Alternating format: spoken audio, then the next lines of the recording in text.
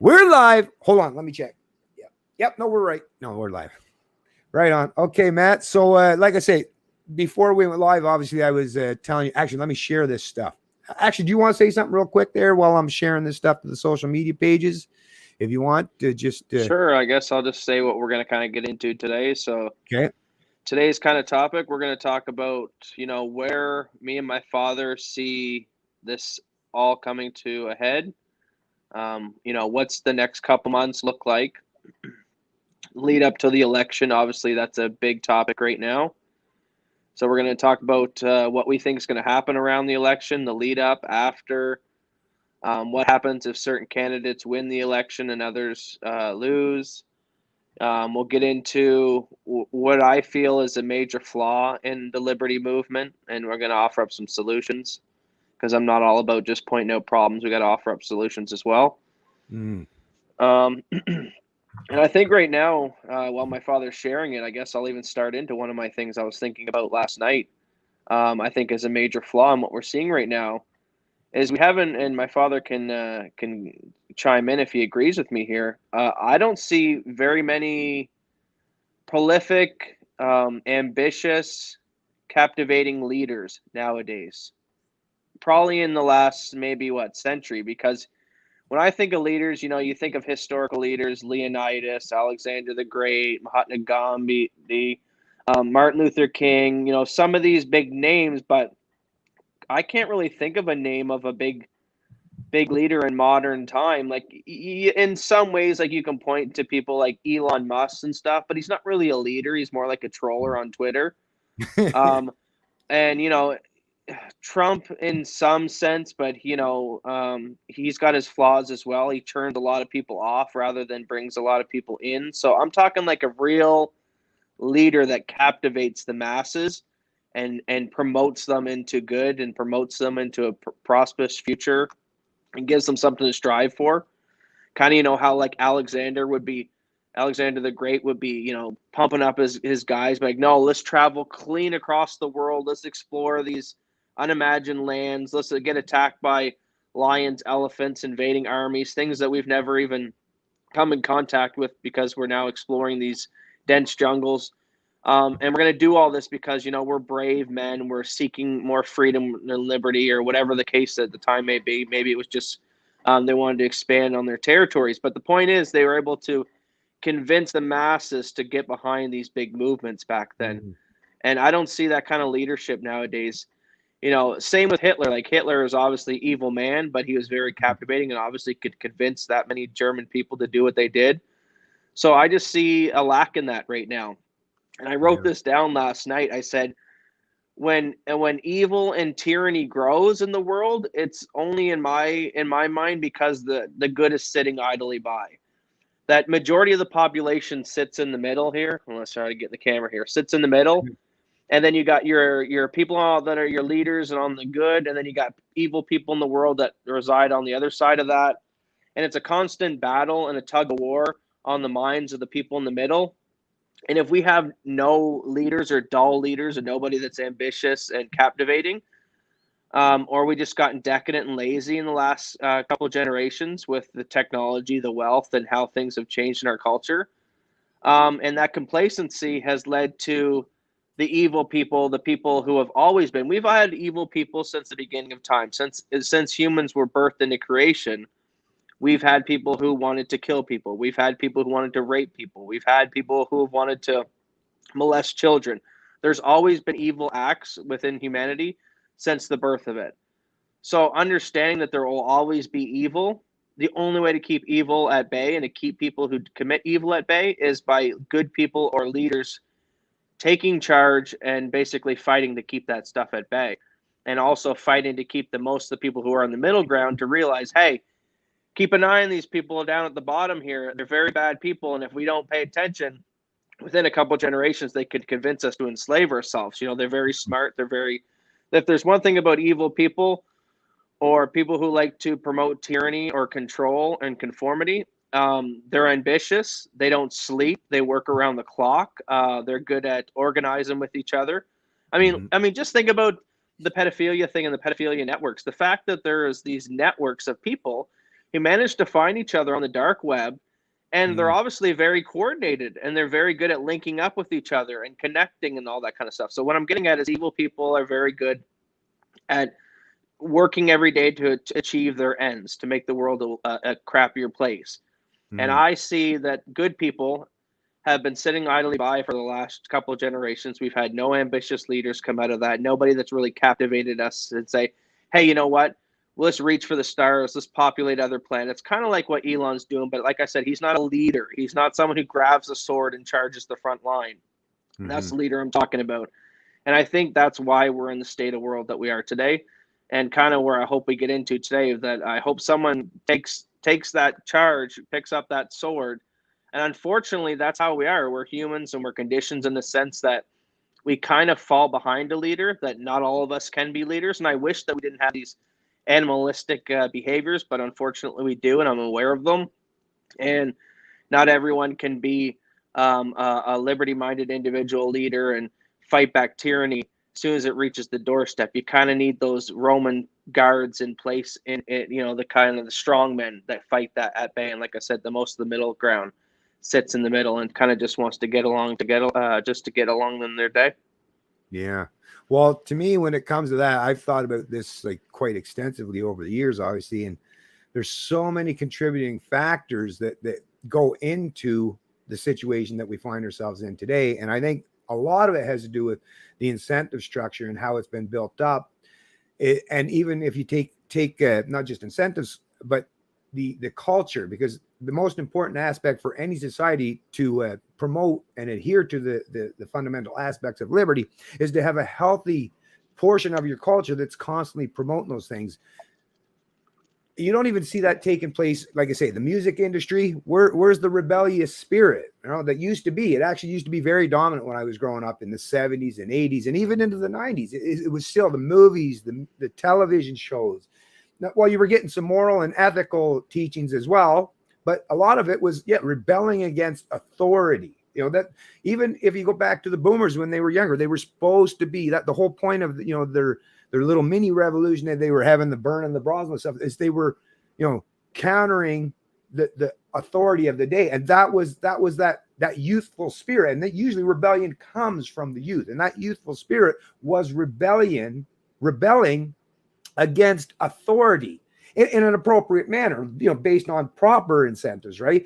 But now the youth, or the people that are supposed to be the representation of the culture, of whether you're talking about from Hollywood or the younger people that are in television or movies, they're playing the exact opposite role. It's no, you don't. You're a bad person if you rebel against authority now.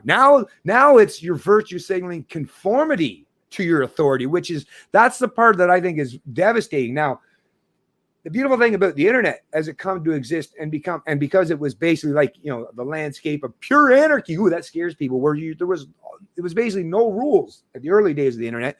There was a rebellious culture that grew up on the internet. And actually today there's still some remnants and aspects of it, whether you got to go to 4chan, right? Or I don't know, like there's all different places or people like myself, but it's like we've been culled and weeded out to the point where we've been very much isolated. Now, if you think back historically, prior to the internet age, it would have been really hard to get that many people on board with conformity, because it just wouldn't have been something that was normal for people to experience.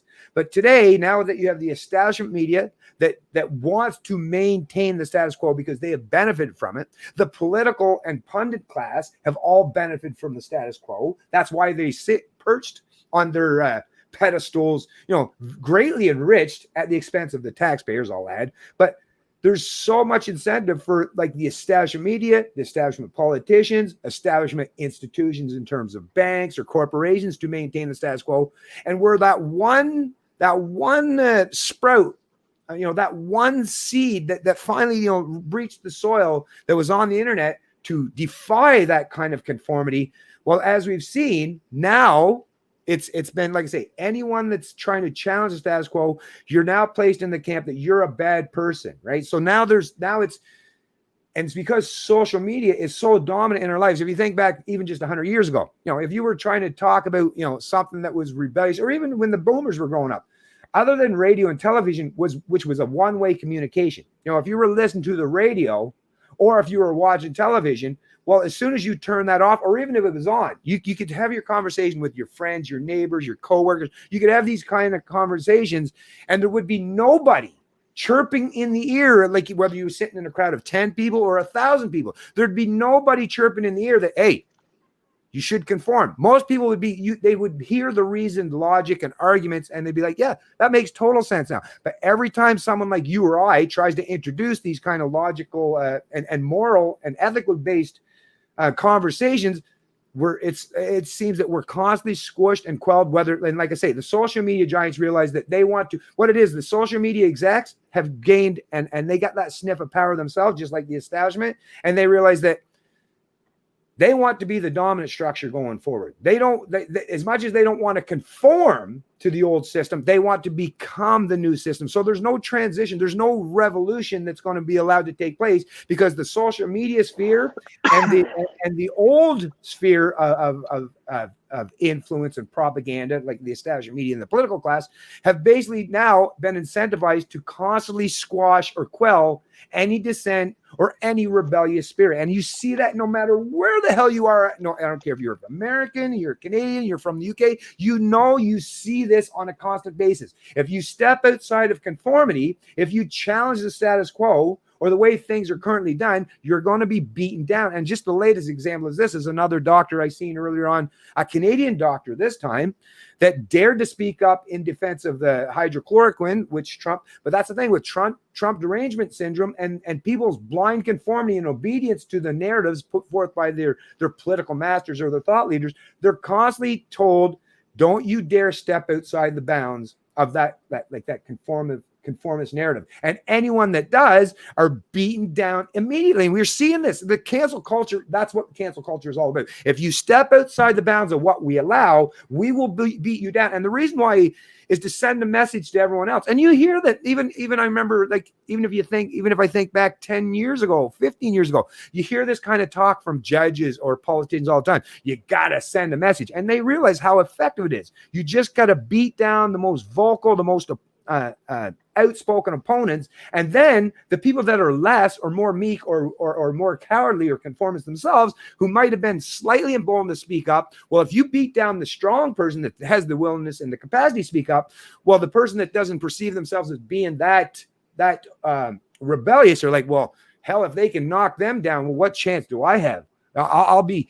beaten down quick as you could turn or bat an eye, right? So this is what I see today is the most important thing, is breaking people free from these habits of conformity and realize the importance, the absolute profound importance for people to have that rebellious spirit. And I don't mean rebellious just for the sake of rebellion, but rebellion against conforming to ideologies or people that pretend to be an authority, but function from a place that's not moral or ethical in their stance. Because like I say, every time I hear people talk about these things, look who's promoting these experts, right? The people in the medical field even have joined forces with the authoritarians and saying, no, yes, screw science, just conform, just put on the mask. And when the vaccine comes, just get your vaccine. So now you even have the medical field. And why? Geez, I wonder if there's any incentive for people in the medical field these days to do that. Yeah, of course there is. So like I say, the entire incentive structure now has made it so they have so much power in not just the real world, the tangible world, but even in the social media realm that we live in. And nobody is given the opportunity these days, or those who challenge us to ask, well, look at us. We're relegated to what? A couple people, maybe a dozen. Maybe on a good day, you might have a couple dozen people that would be willing or brave or bold enough to listen to what you have to say. But chances are that's still the same tiny minority of people that have been doing that for a long time. I'm not seeing a ramp up or growth in people that have that rebellious spirit in Canada. And it's really, really, it's devastating for me, because like I say, all you have to do is just learn a little bit of history, and you realize that this isn't nothing new. This is nothing new under the sun when you're talking about this stuff. People are doing what they're incentivized to do, and unless there's a strong person or a strong group of people that's willing to challenge the status quo and have the capacity to do so, where people are willing to support them, then I believe conformity is going to be the future and how things are going to unfold in our country. And I'm be honest with you, I'm really, really devastated to think that after these experiments in North America, whether you're talking about the U.S., which was much more rebellious in nature, or even in Canada, I think the experiments are basically coming to an end, and I don't know where the hell we go from here. Once you have because these North America, Canada, and the U.S. is basically, the opportunity to try a new experiment in personal freedom and liberty, and it's lasted, right? U.S. it's lasted over 200 years. But once again, historians, people such as I think it's Alexander Tytler or whatever, I'm going to read that in just a second, has said that this kind of thing, democracies, they always end up failing for the exact same reason. So that, like I say, nothing is new under the sun. And do you mind if I read that, Matt? Yeah, go ahead. I was just writing something down so I didn't lose my thought.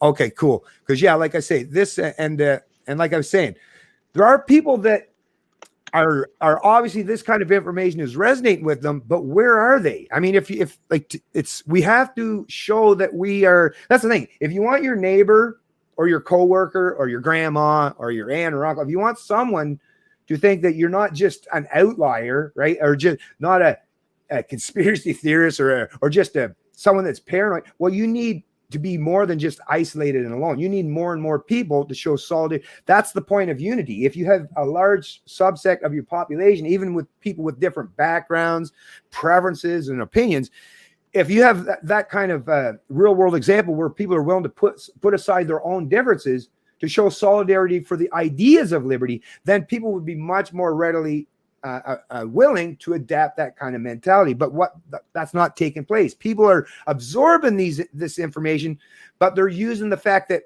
even though I know people like Bennett is correct, or people of like these historical figures, I know what they said has to be true, right? Because the evidence, the history is all there.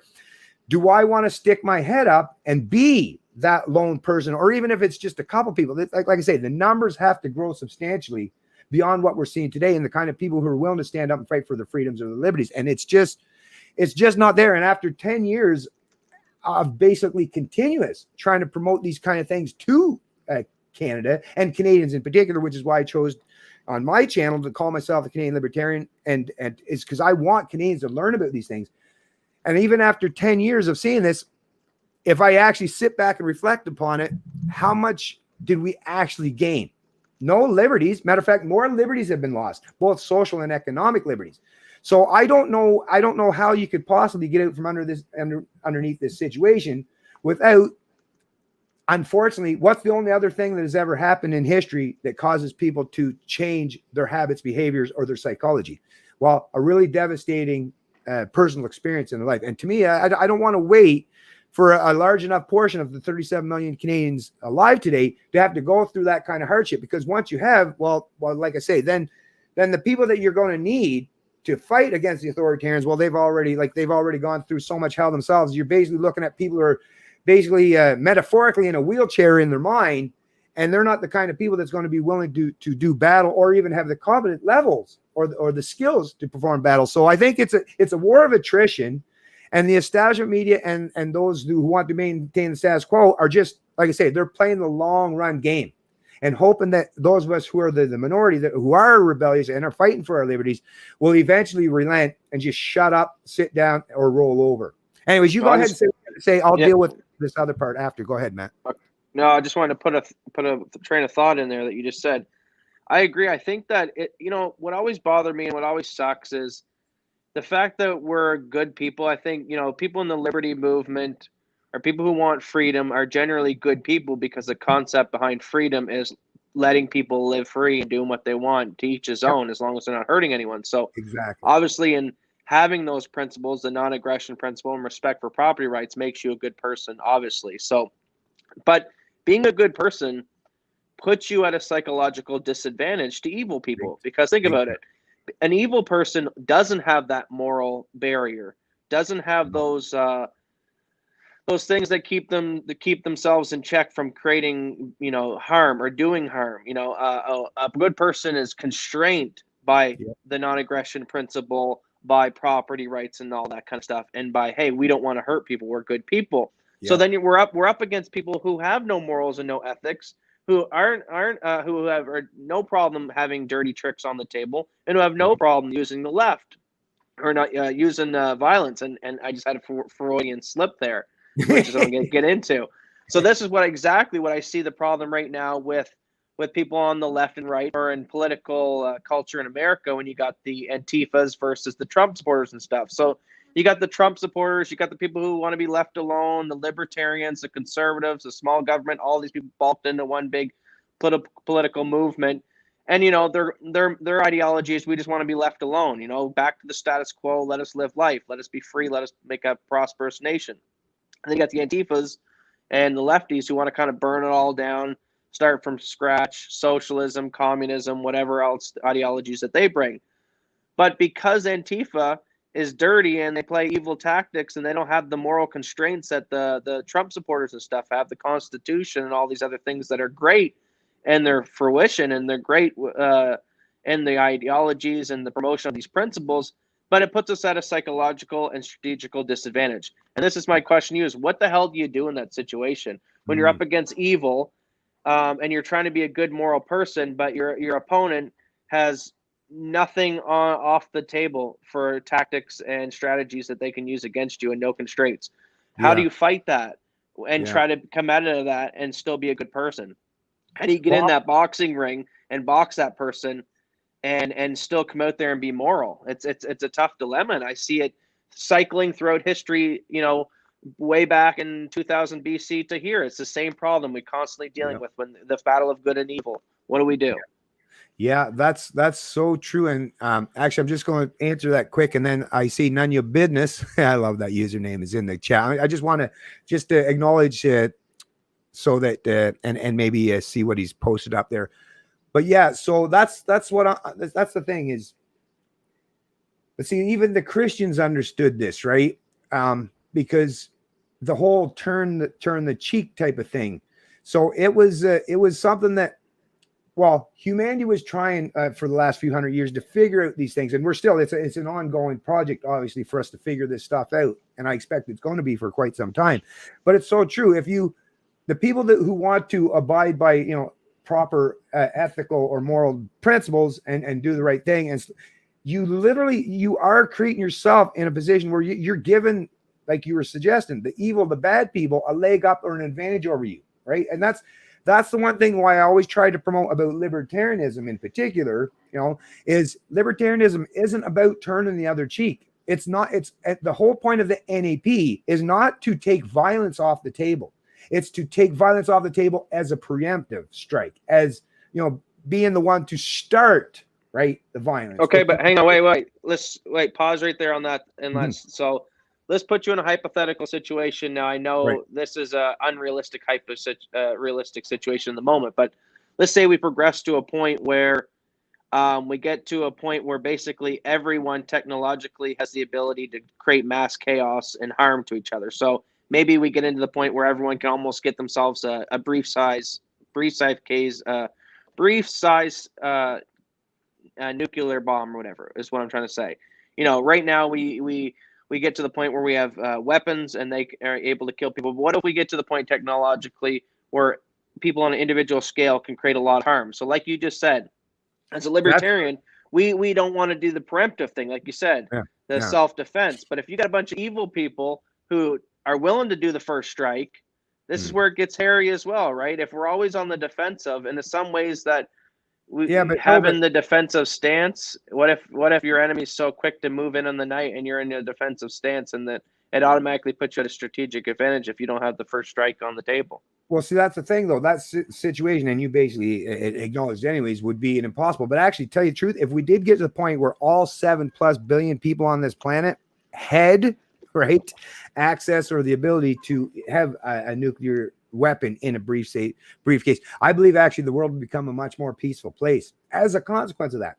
Same reason why I believe that if you have 100 people fully armed and with the knowledge to use their arms in a particular place, it's much more peaceful than if you have 99 or 90, or because the minute you create any situation where whether it's a minority or a majority, right, not everyone entirely, then the minority or the majority is going to be the ones that's going to use the power or the force, because they've got a disarmed opponent. Anytime you have a disarmed opponent, that automatically, it's the disarming of your opponent that gives you the advantage.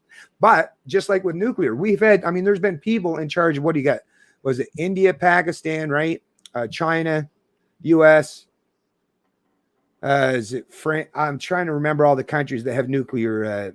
Russia, obviously, and during the whole time when you're talking about having this kind of crazy amount of power, like the ability to destroy the entire globe, I'm not fearful in any way, shape, or form of it happening, because it's what most even world leaders at the time understood. It's called MAD, mutually assured destruction. Yeah, sure, I might get you first, right? But like I say, it's not two people on the island where it's just me. If I get you first, then I can say, okay, I'm the only one left in the island. But then again, even if you paint the scenario with I'm the only one left in the island, well, you're not going to be able to survive too well, because division of labor comes in really handy for human survival. Right? But anyways, but under any scenario, even if someone gets the preemptive strike, because there's more than one person that's going to be their opponent, well, the secondary strike, the person that lobs the nuclear bomb back at the person that originally lobbed the first one, well, it's mutually assured destruction. So actually, it's to me, for those who are part of the liberty movement, is to, now we've emphasized, but because I think a lot of us to gain and earn the kind of credibility and to show that we are decent people. I think most libertarians have spent a lot of time, including myself, promoting the moral underpinnings of the philosophy of liberty, and that's really important. But yes, maybe it is time now. I've said this myself, actually, personally, where yes, I still know that I can't convince everybody to be peaceful or to not use preemptive force or violence, and I recognize that to be reality because I live in the real world. So that's where you got to show your teeth, right? That's the problem I find with libertarians is the lack of their willingness, because they're trying to show how holier than thou they are, which is true. Most libertarians, like you say, are the kind of people that just want to leave me the fuck alone. Like, I do things that you might not like, you do things, but you know what? That's okay. You do you and I'll do me. So we have, and people like myself and lots of others have spent the last 10 years or even more than that, virtue signaling, that we have the proper morals and ethics that underpin the philosophy of liberty. But like I say, we've beaten that with the horse is dead already. Now I really do firmly believe is we have to emphasize the importance of, why do you think everyone in the liberty movement promotes and adheres to not just freedom of speech, but the Second Amendment, right? You won't find too many libertarians that would advocate for the disarmament of the population. Why? Because they recognize it's that Second Amendment. It's the only reason why the First Amendment exists, right? The First Amendment, freedom of speech. Yeah, that's good. Like if I held up a piece of paper to an opponent and said, look, right here, says right on this paper, says I have freedom of speech. It's enshrined in the Constitution, but that paper has no power to stop the person to, throw duct tape on my mouth or, knock me the hell out or silence me in any way. What does, though, is the ability to defend myself. And that's the emphasis I think libertarians have to start ramping up in their promotion is your freedoms only exist as a consequence of your ability and your willingness to be defensive. Your liberties have to be so important to you that you are willing to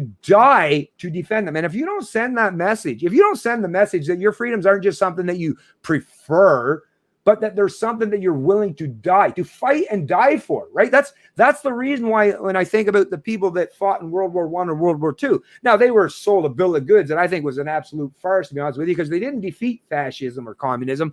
They just brought it, or they just allowed the authoritarians to bring it to our shores while they were over in other countries fighting it, right? But I think if those people were alive today, they would be like, well, what the hell? What happened to that rebellious spirit?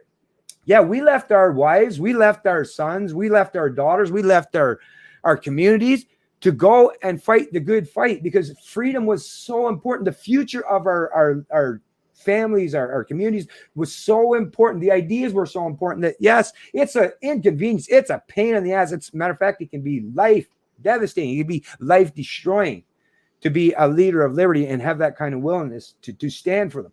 But if you don't have it, then freedoms or liberties, they're just a construct. They're just another mystical abstract that mean absolutely nothing. So I do believe that Canadians, Americans, the people of the UK, they got to draw back on the history lessons that we all should instinctively understand is, talking the good talk, that's fine and dandy all. But if you don't show the people who are trying to take away your liberties, if you don't show them, and I mean with clear and concise language and your ability to say, nope, the buck stops here or the line. This is the line we're drawing. If you cross it, you're going to find out what's going to happen. But see that the reason why government don't fear the people is because the people have said, no, we don't have no lines. Just keep encroaching, keep infringing, keep advancing on our liberties. As long as you give me something to, maybe dull my senses, right? Like pop some pills, drink some fucking alcohol, smoke your weed, do whatever, as long as, or give me something to entertain myself, That's the problem. That's the problem. People have not been given the proper incentive structure or the proper knowledge so they understand how important it is to do the right thing when it needs to be done. Yes, it's not going to be fun. Nobody's ever said, listen, life is not always meant to be all about fun. Life has to be about meaning and purpose. And if your meaning and purpose in life is to have freedom, then you have to show that you have the willingness and the competence and the ability to fight for those freedoms. Yeah, so as to that, I was just trying to look it up. There was an article, I forget who it was done. I don't know if it was you who shared it on one of your Facebook pages. It was like COVID, one giant social experiment or something like that. Oh yeah, Can that we was a find national. that? Yeah, I think that was a national National Post. Yeah, I can bring that up So for yeah, you. so bring that up as I'm talking. So yeah, it's like you just said. I think as Trump got in office in 2016, and yeah, all these libertarians were kind of like you said. We were talking about the ideology. We were kind of writing this line in the sand, so to speak, in the whole sense that Trump got nominated as a way to middle finger to the establishment. So this was kind of us throwing our line in the sand back then with the Trump votes and stuff like that, getting him into office. I feel. And what does the establishment do? They call our bluff, and they do it in a sense under the guise of COVID, which is this medical tyranny. And like this article is alluding, it is just a giant experiment because what other way, like my father was saying, you had people, I couldn't even have believed if you would have said that 5 years ago in the crux of this, that overnight we're going to get a bunch of people stop going to church on Sunday. I truly believe that American and Canadian cultures were, had some pretty strong devout Christians in them, that if you told those people, hey, you can't even go in and worship your God on Sunday, you can't get together as a community and express your religious values, that if you do so, we're going to fine you, shut you down, arrest the pastor and stuff because of these COVID restrictions. I wouldn't have believed 5 years ago that the American people would have stood for that. Honestly, if you said back then, this is what's going to happen. And it was very eye-opening to me that actually, yeah, they flipped this switch called the COVID experiment overnight. And like, how far can we go? Is there really a line in the sand? Will those evangelicals even actually take up arms if we arrest their pastor and close the church doors down? And obviously it didn't. Obviously not. So they constantly push that door. Yeah, they constantly push that line in the sand. How far can we take it? How far can we take it? And I'm over here as a liberty lover, drowning up to my necks right now, and I'm feeling a little hot around the collar. Like we're already in too deep. I think we should have been fighting way back when they shut the churches and stuff down. Like wow, but this is why COVID was such a smart thing to do, because there's not too many forms of tyranny that could be accepted the same way that a doctor and medical tyranny can be. It's way more in your face of a police officer or a position of a physical authority comes to your doorstep and says, hey, we're going to literally show you your rights don't matter, and we're going to violate them right here in the spot, versus if a doctor can convince you and convince the masses that, hey, give up your rights for your own safety. It's a disease, and this is such a smart and strategic way. And what COVID does, it was such a huge benefit. Now, I think what's going to happen is when we're in the middle of something, we're in the middle of a major event, you don't truly get to sit back and have the foresight of being like, whoa, I can't believe that just happened. You kind of got to wait a couple of days or a week or a month to sit back one day, maybe have a beer, smoke a puff, and be like, reminisce, like, oh my God, that was a crazy experience I had a couple months ago. It's just hitting me now. And I think I'm starting to move into that phase with the whole COVID lockdown things. And we're truly not going to realize how crazy this all was, I think, till another couple years out, when we look back on this and be like, holy crap. So you're telling me the government overnight fudged the numbers. We obviously know that the Chinese government let this virus out, whether accidentally or strategically, which strategically makes more sense to me, considering strategically it's benefited the Chinese government amplitude by stifling the Hong Kong riots, pushing their expansionism on the borders in China, moving closer to first place while they take down the American economy. I mean, so I think it was strategic, but so they released this agent on the population. It's not as deadly as they think, but they managed to convince the whole world that if you walk outside your house, you're going to drop dead of COVID. And everyone's running around with muzzles on their face. That's what I call masks now. It's just the muzzle conformity. Yeah. And holy crap. And they shut down the churches. They said you can go through a drive-through and get a beer, but you can't go through a drive-through and say hi to the pastor. And all this stuff happened overnight, and there was no shooting in the streets. A couple places burnt down, but that was the Antifa, and the police literally moved out the neighborhoods and allowed it to happen. So if it was the right wingers of the actual liberty movement who were actually rioting in the streets to actually get freedom back and fight back COVID restrictions, well, you would have had a different approach by the police officers versus fleeing out of the Portland police stations the way that they did with these leftist run mayors. But wow, this, like I'm getting to this COVID thing, when people look back and realize, wow, that was such a damaging experience. And to me, it almost feels like it's end game. It's like one of their last ticket things because they're almost there. They're almost at the finish line. So let me just quickly read out some of the damaging effects of this whole COVID lockdown. So further dehumanization with the mask. That's right. Majority of our communication is body language, connecting with each other on a human level. Me looking into your eyes, you looking into my eyes, and making that bonding connection. When you throw the mask over our face and we isolate in our houses all the time, we're taking that away from us. It's making us less compassionate and connected to our neighbor beside us, so that if the goon squads roll up and the medical tyranny squads roll up and they start arresting my neighbor and taking him off to the Gestapo gas chambers because he didn't take his vaccine, I don't care as much because I just been through the last year and a half, been through this medical experiment we call COVID crackdown that's been dehumanizing me to not care as much that my neighbor next door is being taken away to the gulag camps. Wow, this is the effects of it. Not being able to be with our loved ones during hardships. How many families did the grandparents might have died, nephews, nieces, children from car accidents, who knows, that happened during the COVID time, that couldn't even hold their loved ones' hands while they took their last breaths because COVID restrictions wouldn't allow them to be in the same room. More things, like I said, the not being able to form groups and form groups of resistance. We're not allowed to have gatherings. We're not allowed to get together and talk, hey, how do we fight against this COVID restrictions? How do we fight against this tyrannical government? Whoa, is that group in a group bigger than 5 or 10? Ontario restrictions, run over there, bylaw police, arrest them, give them fines, because that group of 10, forget the COVID, it's that group of 10 might be getting together and talking about how to fight against the tyranny, and we can't allow that. So now I'm in this mindset now where I'm finally sitting back and kind of digesting the COVID now that we've been in it for so long and be like, holy crap, this is the craziest thing I've ever seen in my life.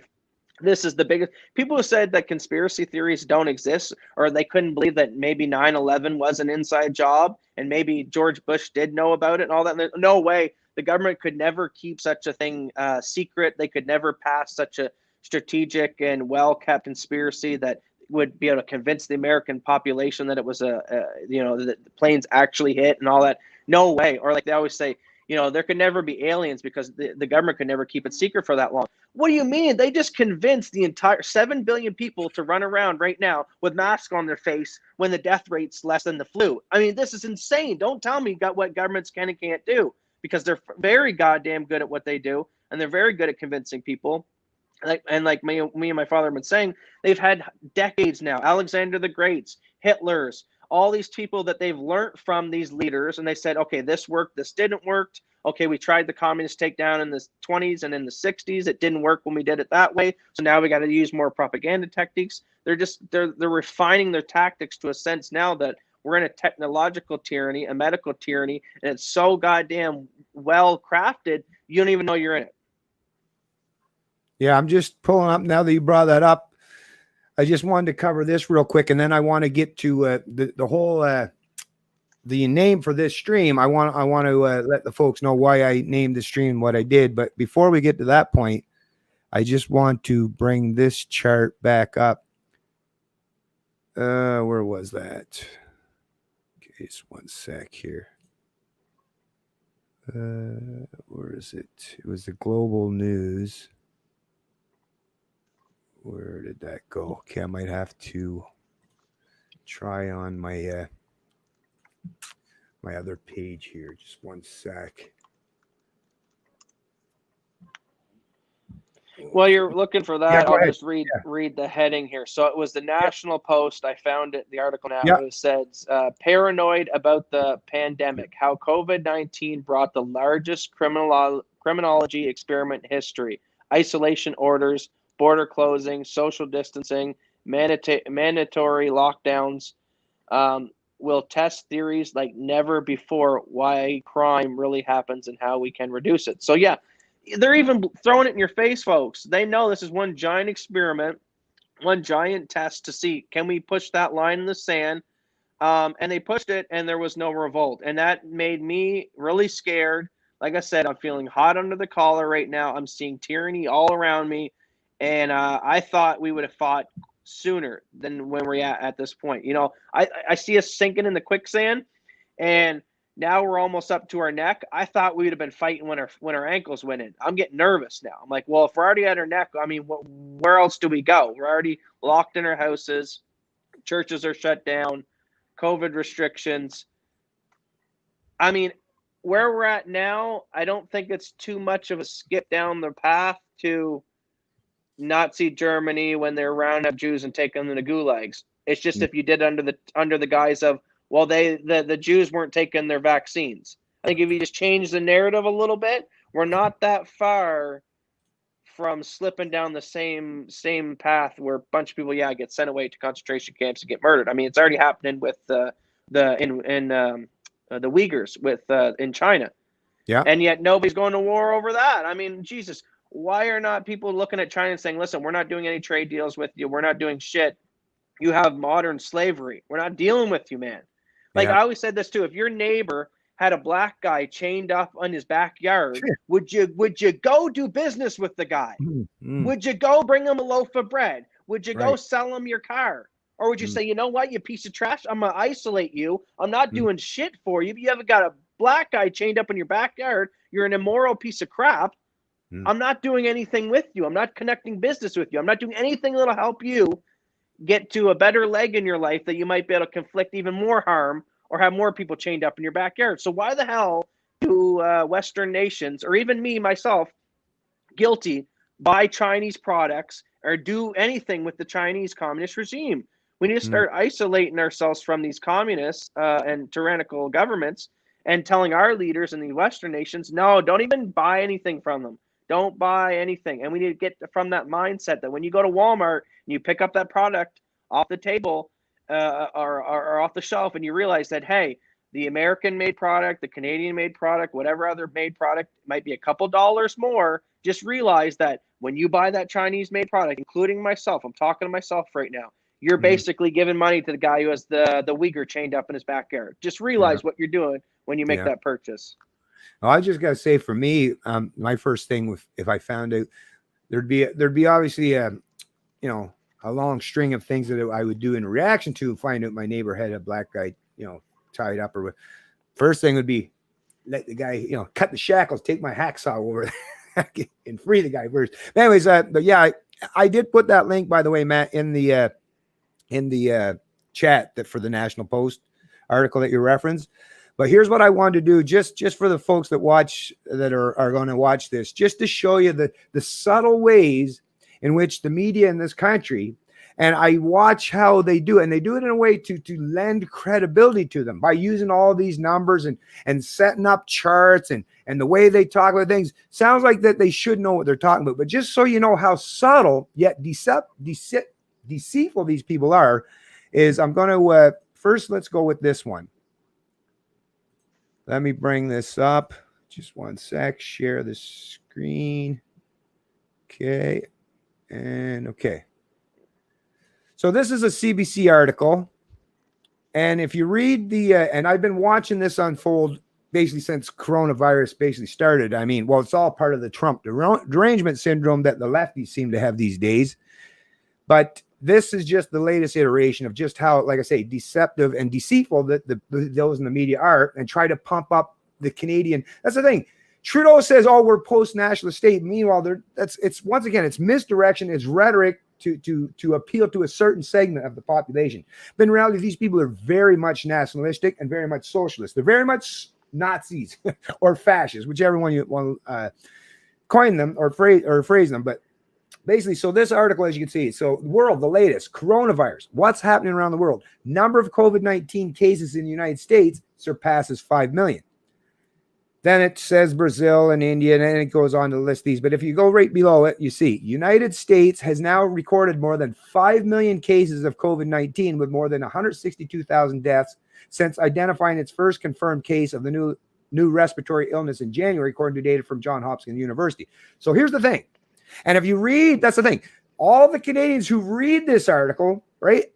If you read the comments below, you'll see that all the Canadians are, so they're like, oh, well, we know our numbers and they're way lower. So yeah, we're patting ourselves on the back up here, pretending that Canada's doing such an exceptional job in comparison to the US to give them some false pretense that, oh, don't worry, your thought leaders or your doctors or your health professionals or your, Dr. Teresa Tams, oh, they're just so much more superior than those, it's them knuckle draggers down in the US. But just so that the Canadian people, and this is so easy to do, folks, even if you're not much into math, you can find percentage calculators just by typing in percentage calculator online. So anyways, so just to show you folks, all right? So anyways, there's that. So 5 million and 162,000 deaths. So I'm just going to type that in. So 162,000, 5 million.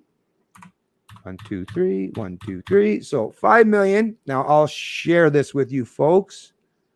Let me take it off of this one, stop, and bring it back over to the calculator just so you can see me doing this in real time here. Okay. Oh, wait, no, that's the wrong one. Percentage calculator. There we go. So, okay, make sure. Can you see that? Yeah, you can see it. Maybe I'll make it a little bit bigger, though. Yeah, make it a little bit bigger, but yeah. Okay, so is that better? Yeah.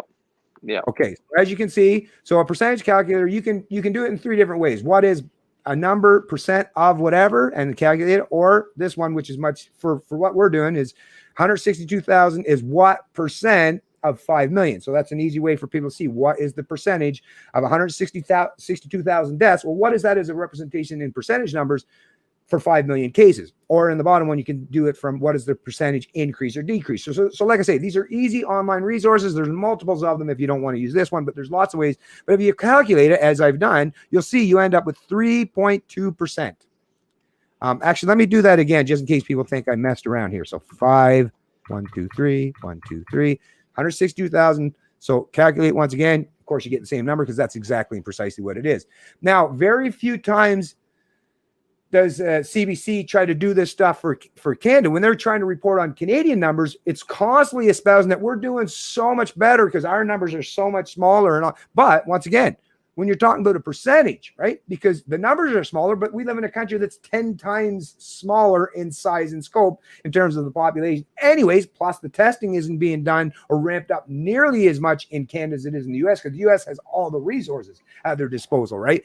But let's just, like I say, I did find the numbers for, okay, let me take this off right quick. Stop. Where did it go? Yeah, they treat us like we don't even know how to do basic math. Yeah, like I don't know how to do math, right? Anyways, let me show you this real quick here. So share screen. Okay, here it is, global news. So I'll show you that. Let me make sure you can see that one. Yep. And the numbers look like a pretty decent size. So anyways, I'll scroll all the way up to the top so you can see it's the global news article. Canada inks deal with Pfizer and Moderna for coronavirus vaccine candidates. But on global news, one thing that's good about the fact is you have to scroll all the way down to the bottom, but they're keeping a daily tally on the numbers in Canada. So if you go down here, Canadian cases, 119,497, deaths 8,981.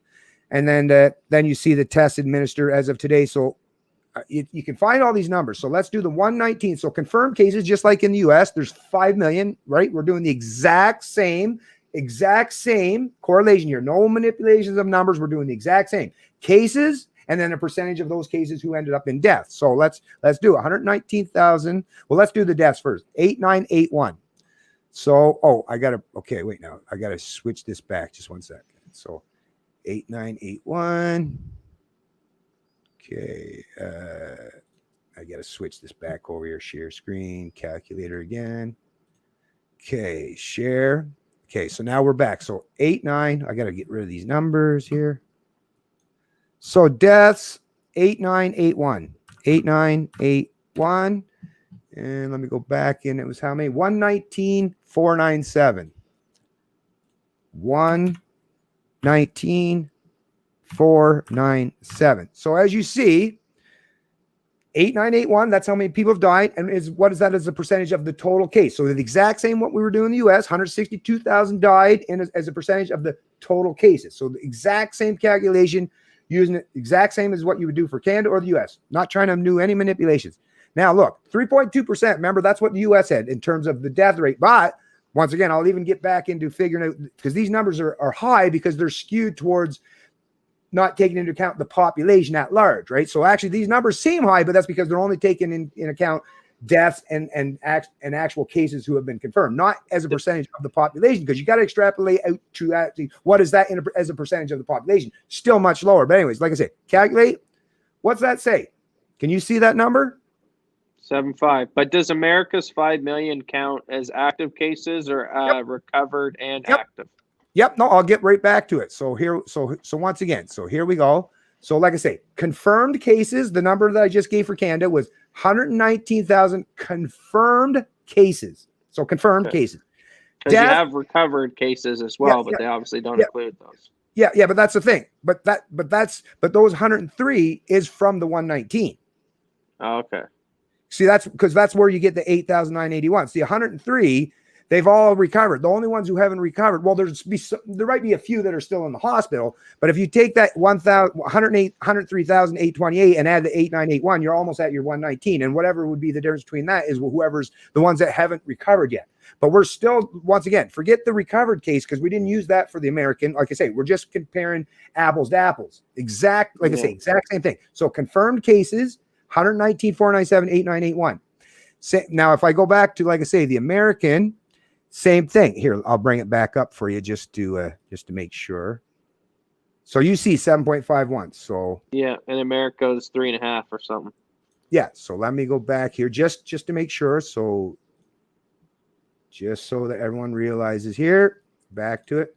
So once again, United States has now recorded more than 5 million cases with more than 162,000 deaths. So we're only talking about confirmed cases and actual deaths.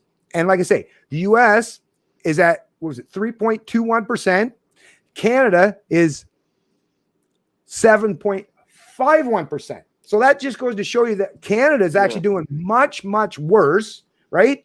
The actual number itself is more than double, but it depends on how they want to do the calculations for that, because they want to, it could be, whatever, however, because there's multiple ways, mode, median, means, there's all different ways that you can calculate, but I'm doing the exact same for both countries. And Canada's is at 7.5% in comparison to 3.2%. So Canada's doing much worse. If you're confirmed to get a case of COVID-19 in Canada, there's actually a higher percentage that you will die as a consequence compared to the US. But the US is constantly touted by a lot of the hacks in the media as, they're doing terrible. But what it is they've been doing a tremendous amount of testing, a tremendous amount of ramping up in terms of, testing and of course, but their hospitals, obviously their healthcare facilities. Now it's going to depend on what region you are, but basically if you get a confirmed case in the US, you have a much better chance of surviving coronavirus than you do in Canada. But once again, even these numbers as they're being used right now is still not, as far as I'm concerned, a proper representation to give people a number, because with people seeing 3.2% and 7.5, be like, holy shit, that's high. 3%. But once again, that's only as a percentage of confirmed cases and actual deaths. If you take that number and compare it to the population at large, which I've done, and I've shared those charts before, I won't bother going through all that right now because I'd have to go back and find them all. but you're talking into like less than 1%, into the point, whatever, 0.2, 0.3, depending on which country you're talking about. But you're talking about not a whole lot higher. Now it is higher, but not a whole lot higher than deaths that are result from complications from flu or pneumonia. Well, in Canada, it was 8,500 or so. The last year that's been recorded in Canada was 2018. If you go to Canada's website, right on Statistics Canada's website, 2018 is the last year you'll find for those statistics. So we can't find the newest year, the most recent year, 2019, until that number comes out. But if we compare it to the most recent year of flu or pneumonia, almost as many people in Canada in that year died from just flu or pneumonia. But we didn't lock the entire country down. Now I get, and when people say, yeah, but we haven't finished an entire year yet, you're absolutely right. But have you seen the trajectory of deaths? Right? It's skewed much, much, much lower now. So we're down into to the trenches in terms of the number. And if you look at in Canada, our caseloads, it's a wicked steep curve down. So we've not only flattened the curve, but the curve is basically almost non-existent at this point in time. Now, can there be some kind of secondary wave where those numbers might once again increase? Well, if they do, it's only going to be as a consequence or result of the lockdowns. So if we're seeing the numbers greatly being reduced as an excuse of the lockdowns, well, then you're going to see the numbers increase once people retain their freedoms or have the ability to go out and mingle and socialize with people once again. Unless, what's the thing? What are you going to do? Like, if you want to keep those numbers all the way down to nothing, you could be like the premier of Nova Scotia or some dipshits like Doug Ford and thinking that you're just going to prevent cases by basically keeping everyone in lockdown for perpetuity, right? But that's not going to be.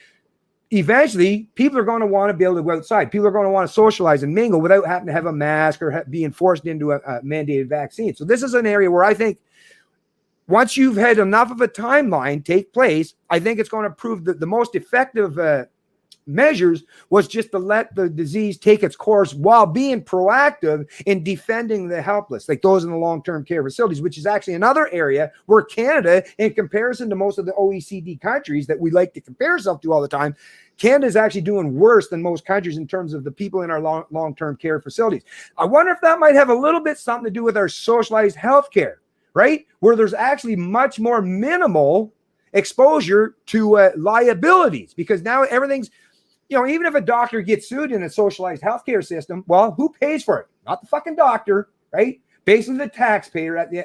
Everything is always thrust on the taxpayer. Whereas the U.S., where they have more of a mixed healthcare system, some of it socialized, but some of it privatized, that's where you're seeing the discrepancy, because a doctor or a facility that's a private institution, they're not going to want to be sued. They're not going to want to play politics. They're going to try to be more proactive and preemptive in terms of making sure that they're taking care of people in these facilities. Now, like I say, there's lots of areas where you'll find insulated or isolated incidents or areas where everyone has failed in certain countries because nobody's perfect. Nobody knew how to handle this whole situation taking place.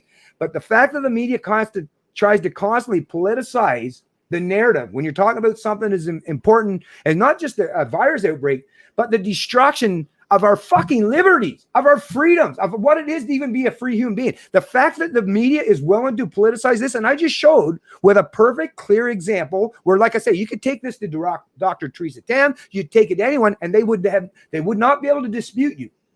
But that's why, like I say, if they can't dispute the facts, if they can't dispute the numbers, because they would, well, like I say, they'd have to pretend that they reinvented math in order to do so. Well, like I say, if you can't dispute your opponents because your opponents are being more forthright and truthful, the only other thing you have at your disposal is to shut them the fuck up. And that's what's taking place today. And you're seeing it. The hacks in the media are constantly, like anyone, like I say, this other Canadian doctor, this lady, I forget what her name is. I'll get to that in a sec, actually, but is coming out, talking about that actually this hydrochloroquine, and like I say, she's explained it has to be the proper dosage, but the media will take that and skew the information pertaining within that politically in order to give people some false sense of security in government, but that there's no hope or help that may come from something that has actually proven by not just anecdotal experience, but by a lot of cases through a lot of areas in the United States where people have said, it actually, no, it worked out perfect. And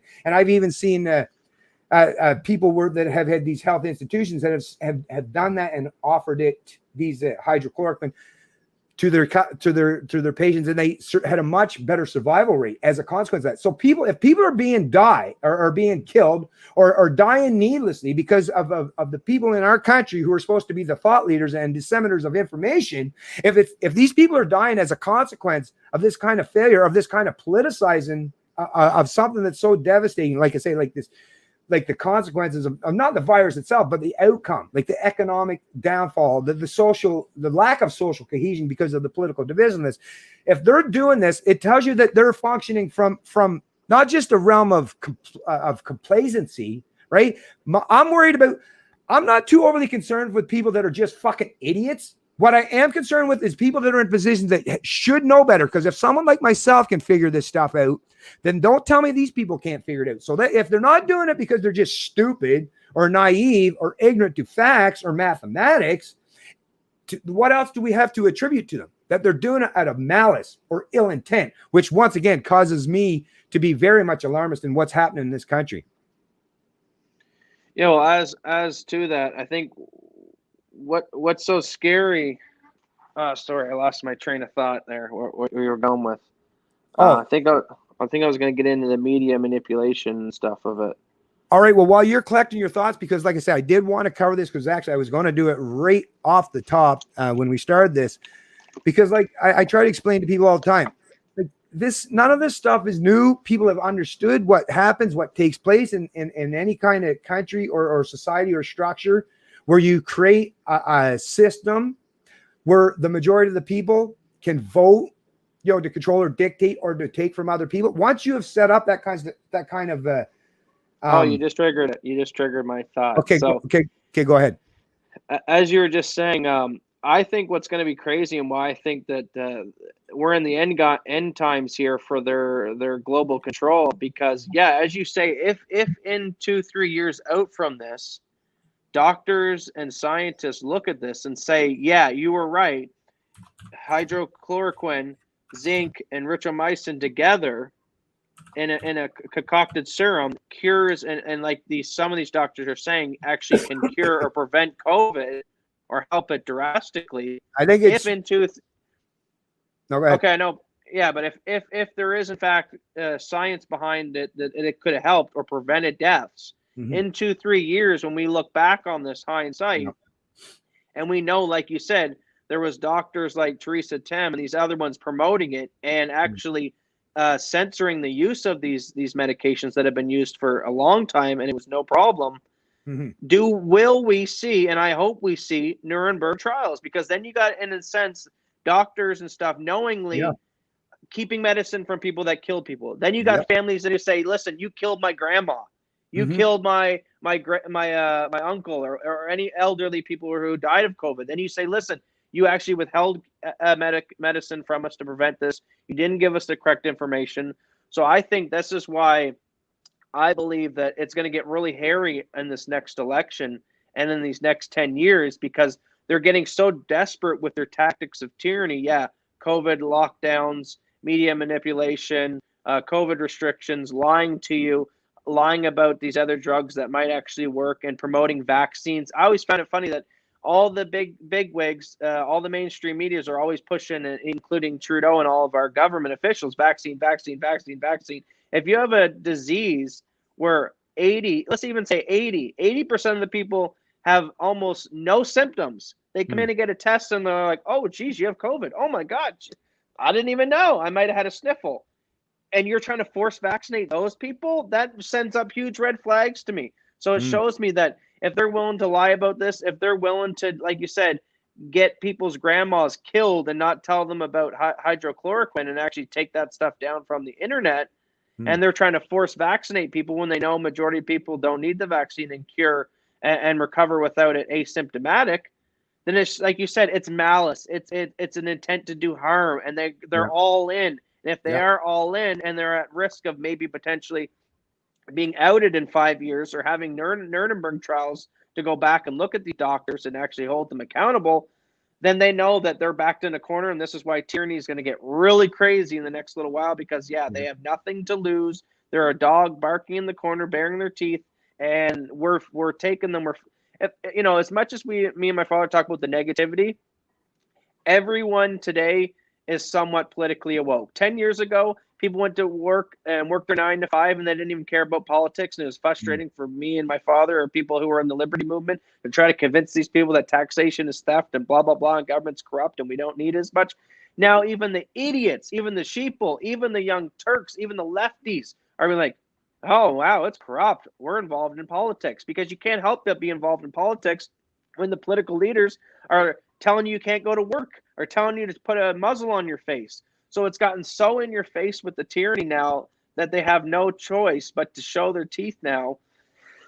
And the vast majority of the population are awoke to it. So they now are in the final stages of, well, it's either we have to get the people to accept it and we achieve what we need to achieve, or we need to get rid of the people who resist it. And that's why they're going for broke right now, because, yeah, if they don't get their right people in the next couple of years in the right positions of power, into the right positions of maybe the next election and stuff like that, including Canadian elections, then there's the likelihood or the chance that they get someone to come in there and unearth all these crimes and actually say, no, we're going to let the science out on all the drugs and the hydrochloroquine and stuff like that. And then you get families who see that, and then they start suing these doctors who hid it and stuff like that, or potentially even indict them and have Nuremberg trials. Yeah, well, one of the biggest things that government has done, and government always does in any society where government is the dominant force and influence over that society, is it removes personal responsibility and almost to a T and entirely. Even when you hear people talking about, now I'm already, because of my personal life experience with mandatory minimums, I'm already very familiar with collective punishment, punishing people like myself because other people have done something bad. And what if I spent I lost a decade of my life, of my productivity, of my income, of my ability to provide for myself and my family and take care of my, I lost that because of this collective punishment. And I'm seeing it rearing its ugly head once again when you hear the constant narratives by those, you got to mask up, or you got a vaccine, or you're going to kill grandma. Well, first of all, what the fuck is grandma? If I go out to the grocery store, if I go out to a mall, why the fuck is grandma? If you're worried about your grandma, you keep your grandma the fuck at home. You protect that goddamn woman. Don't expect me to have to mask up or take a vaccine. If it was my grandma,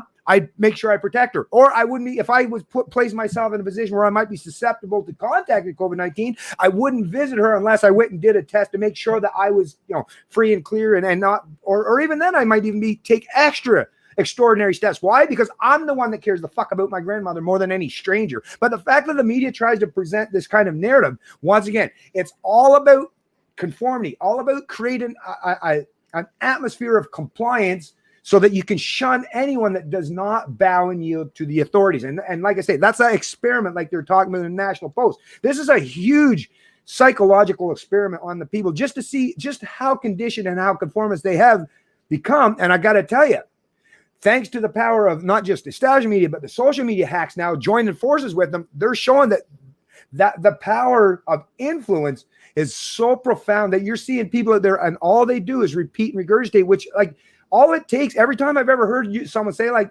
that to me, all it takes is to tell them, okay, why should my freedoms be taken away? Are you worried about your grandma? Then you should stay the fuck, keep anyone away from your grandma. And if you're worried about, don't let grandma out of the house because she might contact. It's up to her to take care of herself. Personal responsibility means the people that are vulnerable, and I'm all for protecting the vulnerable. I lost my own grandma here not too long ago, actually during the COVID outbreak, and I didn't even have the opportunity to visit her. So I know this personal. But once again, the responsibility is on me, and the responsibility is on her, and in her long-term care facility, the responsibility was on those people, because that's part of their jobs. But it's not the responsibility of every other citizen of New Brunswick to not have any semblance of freedom or liberty to do what they see what's fit or best for them, right? That's the thing. You want to protect the vulnerable, then you keep the vulnerable quarantined and isolated. That doesn't mean you try to slow down or shut down or destroy the entire economy or the social lives of millions of fucking people. No.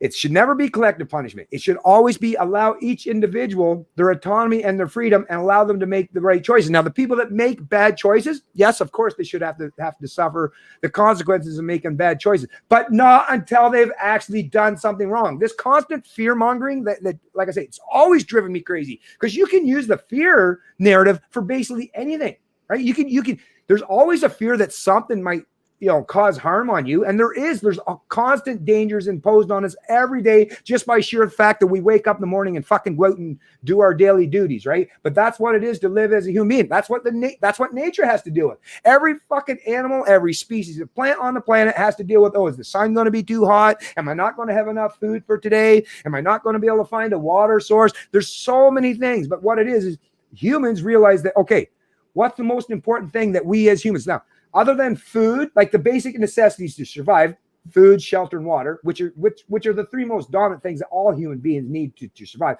But what's the next most important thing after that? Is your freedom, right? Not to be caged, shackled, or locked up. Is your freedom. Anything beyond, like I say, the things that you require to physically live, like I say, oxygen, you need oxygen, like other than the things that you need to physically survive, for you to survive healthy and with with a decent mind in your head, is liberty, is the freedoms. And to hear the way the media, the medical class, not all of them, mind you, but a substantial portion of the medical class, the media, the politicians, are constantly finger wagging saying, no, freedom's actually, that's the last thing you should be concerned about, right? And when you hear people telling you that your freedoms are actually what you should be putting down or subsiding for some false pretense of safety and security, that should be an automatic red flag for any fucking human being to say, okay, you have ill intentions. If you're telling me that my freedoms now no longer mean anything and everything else takes priority over that, well, that tells me that you're functioning from either a really, really fucking ignorant place in your mind of conformity, which you should not be in any position to tell anyone what to do, or you're acting out of ill intentions, right? Because for anyone to tell anyone that you have to destroy your freedoms for any reason is someone that's they have ill intent, or like I say, they're ignorant. Whichever one you want to choose, it's one or the other. Yeah, so sorry, Matt. Saying, just one sec there, buddy. I just, because this poor guy, he asked a question. I just wanted to see what it was. I said I'd get back to him, and that's the thing. I want to try to get people that do come in and check out the stream. So let's see. Oh, I see Leslie Nielsen. You see that? I want to hear your view on the leader of the far left, former rock star. Ooh, I don't even know who this guy. Type here. Okay, we can move beyond that then, I guess, because it's something that I don't even know who that person is. So I thought it was me either. I thought it was something that was more aligned with what we were talking about right now. But tell you the truth, I don't know what that is all about. So go ahead there. But like I say, as soon as you're done that, I definitely want to get back to covering this article or that. Yeah. There. Okay, go ahead. Now I want to pose a question and a thought to you and the viewers right now. So as we just discussed, we know now that our government knowingly and maliciously suppresses hydrochloroquine, zinc, and other natural remedies. They want to stick a needle in your arm and force vaccinate you when we know a vast majority of people don't need it who are asymptomatic. They force you to wear a muzzle and to not go to church. They tell you not to hold your loved one's hands while they die in the home because of COVID restrictions. Now, if your government's this malice and willing to do this much crimes against humanity and harm to individuals and their families, then you think it's too much of a stretch to think that I'm looking at the article right now, Toronto Sun, op-ed, Nova Scotia mass shooting smells like a cover-up now magazine. Now, I said that from day one, and my father and me discussed it from day one. How does this dentist get a marked up exact police replica vehicle? He has all the police weapons, the same ones that they carry, the assault rifles and all that kind of stuff. The entire time he's on a rampage, the police basically stand down. They don't send out any kind of alerts to the community to let them know this guy's running a ramshock round, knocking on doors and just killing innocent civilians. Yeah. He manages to go and withdraw $400,000 from a bank a little while before he commits this crime. Which, how does a dentist get $400,000 saved up? Well, maybe he's got a really good practice. It's not unreasonable. But let me tell you one thing. You go down to any bank right now and try to pull out $400,000 if you have it.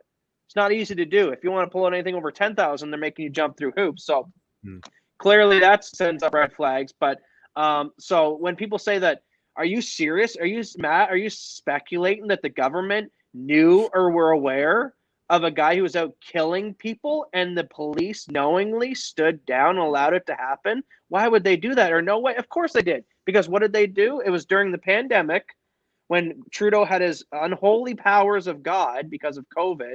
And during that, he used the Nova Scotia shooting to jump right on after that to use his COVID powers to then ban 1,500 style assault weapons and Yep. pass this massive ban against assault weapons in Canada that would have never got passed under normal circumstances because it would have had to get debated in Parliament and it would have had to get discussed at, and the Conservatives would have been like, hell no, I don't think so. This is pretty much every gun that's of use in Canada. You might as well get rid of your Second Amendment in Canada.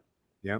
So I said from day one, and if now you're knowing, yeah, your government will lie to you about the vaccine. They'll want to tell you to stay in your home. They'll tell you not to go to church. Yeah, your government's evil. So don't put it past your government, or don't be so naive to think that a government agency wouldn't pay this patsy, whether they did it knowingly on the payroll or they just stood down and allowed him to do it. But I think he was on the payroll of the RCMP. I think this was all strategic. I think he was some wound up patsy that they gave the power, the tools to do this, and they let him run rampant around Nova Scotia, killing a bunch of families, so then the Trudeau could then have that instance to then pass this gun regulation. And that's how evil your government is. That Trudeau will allow Nova Scotian families to have their wives, husbands, and children and sisters and brothers murdered in cold blood. RCMP will stand down and not go after this guy while he does that. Your government's sick. Your government's evil. And here's another article that CBC... Here, hold on. Let me respond to that, though, so I don't forget, because you don't even have to attribute malice to that. Just by sheer fact, because like I say, whether it was government's intention to allow that as a means to disarm the populace, or, like I say, you don't even know, there doesn't even have to be any conspiring involved. Or even if it just happened and they took advantage of that instant to think of it. So what happened? A crazed guy, a gunman, dressed as a cop, driving a cop car, which obviously puts a lot of people, like most people, because they trust me on the police, right? Places a large, substantial portion of the population susceptible to being harmed or killed by this young. I mean, what would be the only way? This is a guy that's running around with a weapon or multiple weapons. And what the hell is the only thing a human being has at their disposal to protect themselves from a man with a gun? It's a fucking gun, right? The only thing that you got to defend yourself against a man with a gun, unless you're like a really fucking fast mixed martial artist that's like super like stealthy and maybe got your ninja outfit on too, right? But, it's a gun. So what is the response? Like I say, whether it's malicious intent or whether it's incompetence or just, like I say, opportunistic, the government has now basically chosen to cause a substantial portion of the population to now even be more disarmed. And a lot of those people that would be having those guns are people in rural communities, such as where this gunman went around killing people. So actually the best thing you could have done for the people in those rural communities at the time, when you hear that there's a crazed gunman on the loose, is say, you better get yourself a weapon and protect your home and protect your loved ones. That's what a moral or ethical stance or a proper stance would be if someone is a threat to your life, is to make sure you have the willingness, capacity, and ability to defend yourself. But what does the government choose instead? Let's find a way to disarm even more of the population. So like I say, whether it's malicious intent, incompetence, or just opportunism, 100% the government has ill intentions behind this push for the gun grab, especially in Canada, because Canada does not. I mean, the fact that they still have to bring up the Polytechnique shooting in Quebec from 20 some years ago to make it seem like there's so few and so sparse in this country. Like it's that most of the time they have to try to include American examples, right? Because otherwise it's very isolated instance of this kind of stuff. Most people in Canada who are gun owners, and like I say, I've said this myself, I grew up and I've lived with a lot of people. All of them you go into their camps, and you've probably been with me before. You go into the camps around here in New Brunswick, everybody got guns. Never seen anyone use them in inappropriate manners. And we're talking about people that are actually not the most intelligent people on the planet, but very, very wise in terms of practice and safety. Why? Because they grew up in that kind of gun culture. So when the government is trying to actively disarm a substantial portion of the population, especially of people who are personally responsible, it's an exact form of what I was talking about earlier. It's collective punishment. Sure, there might have been a guy like Wortman, right, that goes and takes his weapon, which weren't even obtained legally, as we all know, like they were illegally bought. But so he uses it for some nefarious reason, and that is the blanket, or that is the reason or the excuse why the government uses to put a blanket ban on thousands of guns in Canada and cause a whole portion of the Canadian population to not only have to disarm themselves, but if they don't choose to actively disarm themselves, now they're going to become criminals themselves. Like, it's just mind-bogglingly insane. But anyways, So- did you? Yeah, go ahead. Yeah, so basically, to sum up what you just said, is the ruling class, the powers, the people in power at government, they want to kill you. Mm. It's that simple. Like me and my father saying, Well, they want to put you in your house. They only want to kill you if you won't conform. Well, exactly, but I think they would just as soon as kill their own sheeple or their own followers if they didn't need them. Oh, they definitely want to call the population. I mean, whether they're actively seeking to do it, but when you consider the amount of unfunded liabilities and promises to a large portion of the entitlements in Canada, especially for the baby boomers in particular, who are now for the next 10 years plus, they've already been, starting the retirement, but for the next, well, it'd be it would be very beneficial for a substantial portion of the older population in this country to somehow cease to exist, because that would actually, just like how they want to, use monetary policy to try to, like Trudeau's like, oh, we don't have to reduce our deficits. We just have to worry about paying them off in the long run by economically enslaving more Canadians. Well, the same way would work for that. Hey, this is a great way where we can reduce our liabilities, right? It would be. And I suppose you got some number crunchers like, yeah, hey, if we could get rid of at least, a few million of these boomers, boy, then all of a sudden those unfunded liabilities are much better funded, right? So there's too much incentive structure that has been built up, and this is the problem with democracy, and why I'm going to go read that now before I continue any further, because this will help people better understand and help explain why this stuff takes place. And it's not the first rodeo. It's not the first time this kind of stuff has happened in history, and it's going to continue to happen until people intellectually evolved and start accepting what the philosophy of liberty entails. Anyway, so this was a post I had put on my Canadian Libertarian. Actually, let me bring it up. I'll share it here with you. Save share screen. And I was actually pleasantly surprised to see that actually a substantial portion of the people that did see this article, it obviously resonated with them because a lot of them shared it. So this is the, let me make it a little bit bigger here. So this is the gentleman, Alexander Fraser Tytler. So a quote from what he had stated back. This is so he was alive long time ago.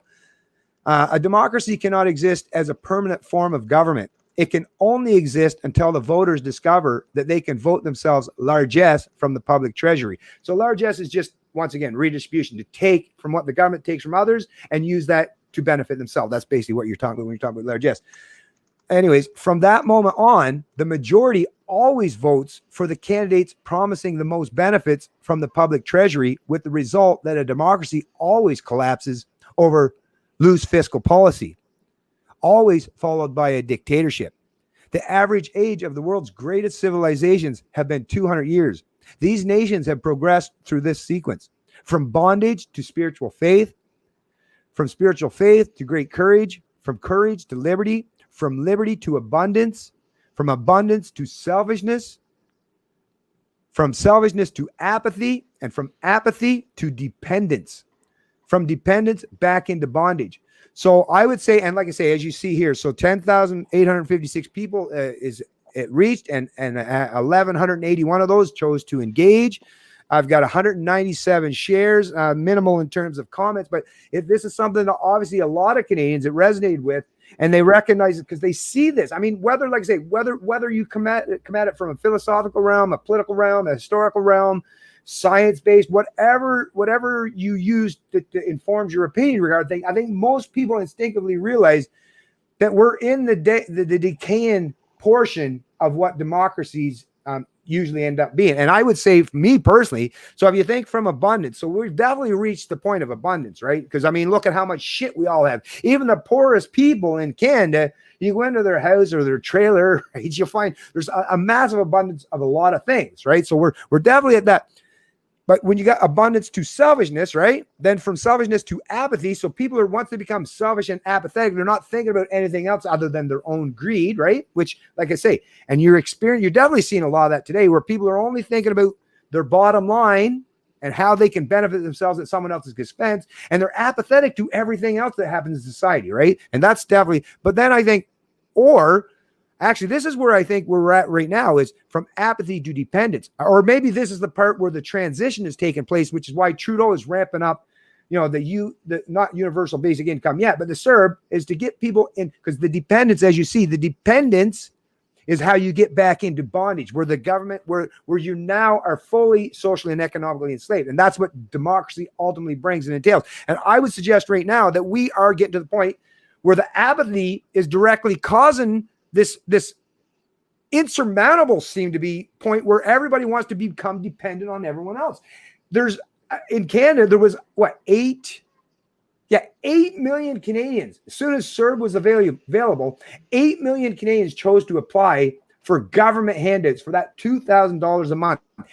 That, and if you take that 8 million as a percentage of the population of adult age working age Canadians, that is a huge portion, because you got to remember, when you're talking about labor rates, labor participation rates in Canada, it's right around 66%. So a full 1/3 of the Canadian population already doesn't work or active in or participants in the workforce. So that 2/3, that 66%, if you take that 8 million, well, I would say that represents that would actually represent a majority of the people. So now you probably have, if you figured out the numbers entirely, and maybe someday I'll do that, where you have basically the majority of the population who now does rely on government in some way, in some capacity, for their economic bottom line. And come on, one thing humans are all about is survival. As with any species on this planet, you're all about survival. And once you've created a scenario or a situation where the only means to your survival is to carry on and continue this kind of madness,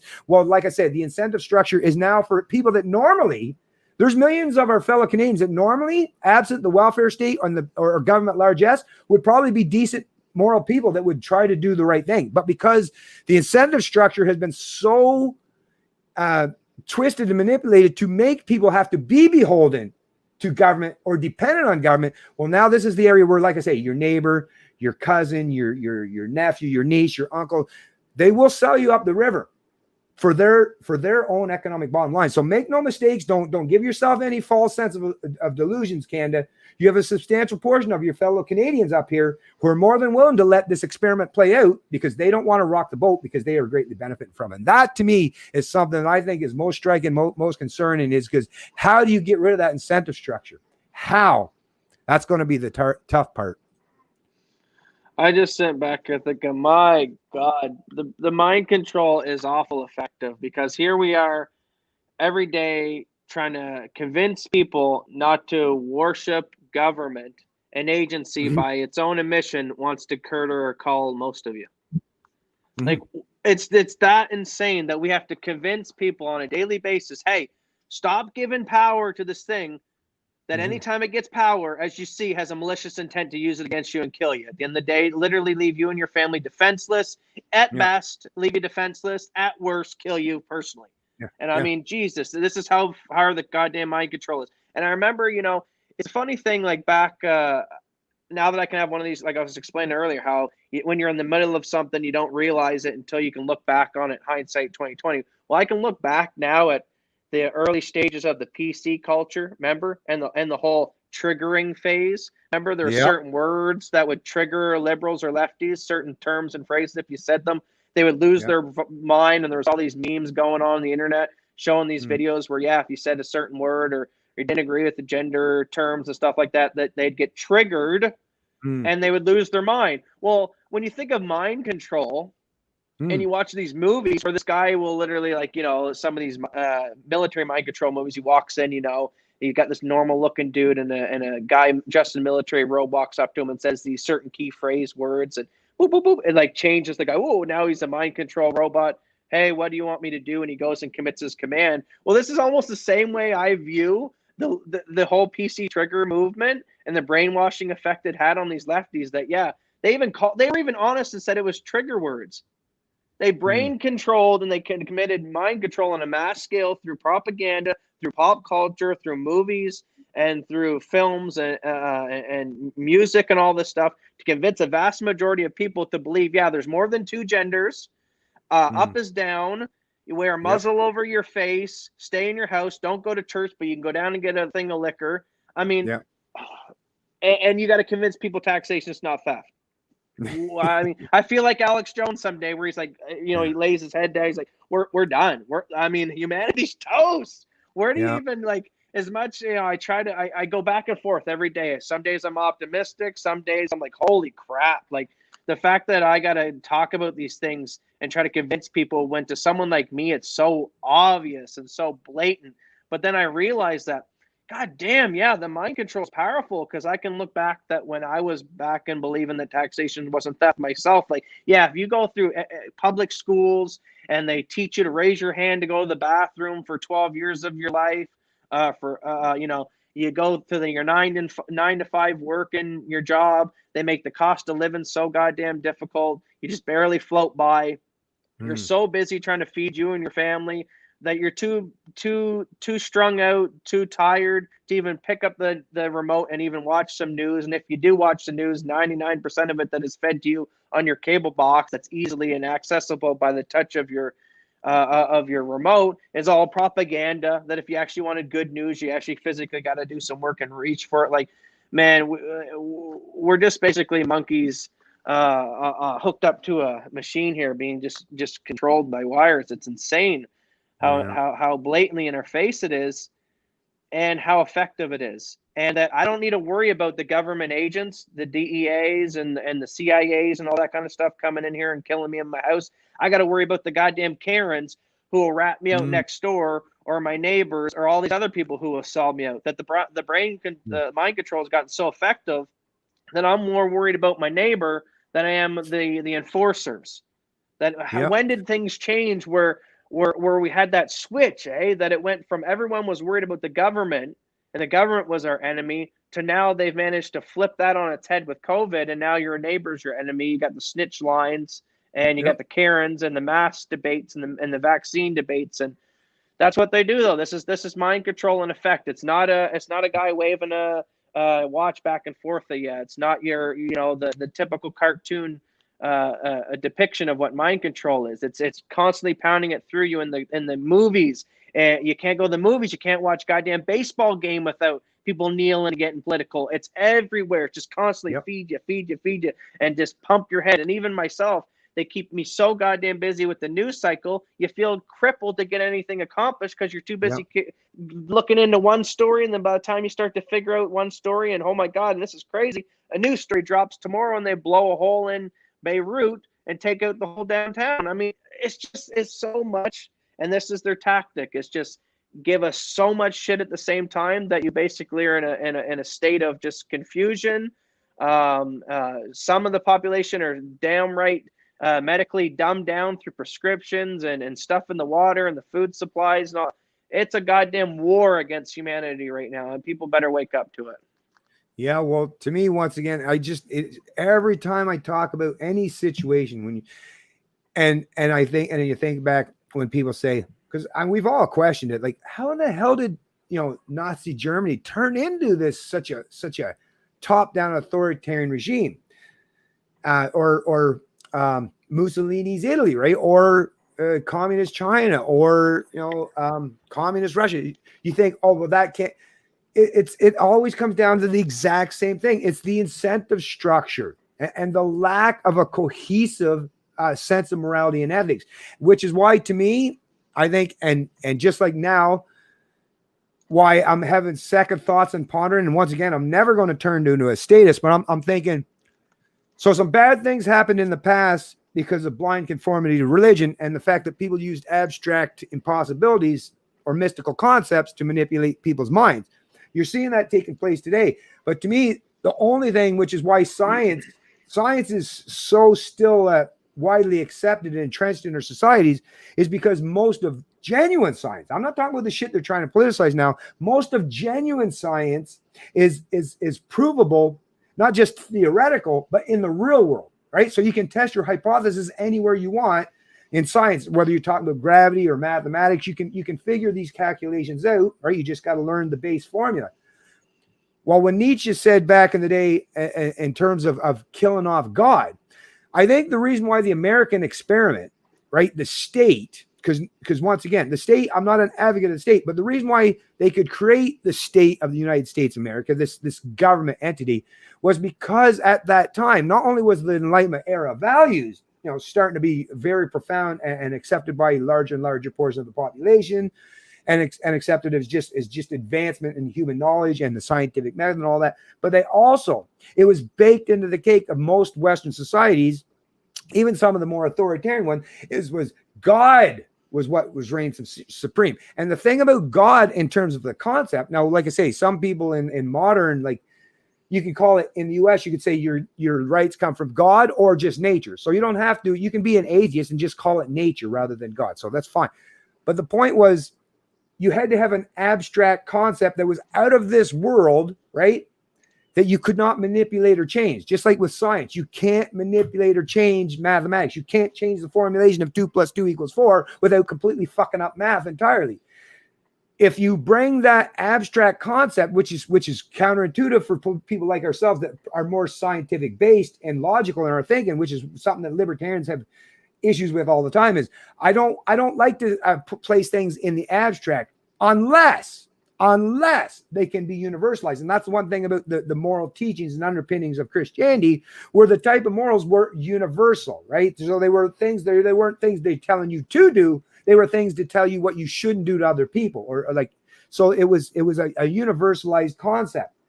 Now that we've placed that concept of morality, or what's right or what's just or what's legal, right, in the hands of fallible human beings, well, this is what you're seeing taking place, is they've now allowed people to interpret, right? And that's what the political class and the pundit class does, is they use their legalese or their ability to manipulate language to twist concepts that should be very easily and readily understood by most people, but they manipulate them so that, like you're saying, up now means down, in means out, black now means white. So they're completely, but you would never be able to do that if you kept things in the proper context where they weren't easily manipulated or skewed. Now, my problem is, I think, okay, so I don't see us going back anytime soon to Christianity as the guiding cornerstone for Canadian society or American society. So right now, the only thing that is the most closely resembling, and I actually think even tweaked even better than some of the teachings in the Bible, is the document that I say has almost supplanted on, the Christian narrative from the doctrine of the Bible, is the U.S. Constitution.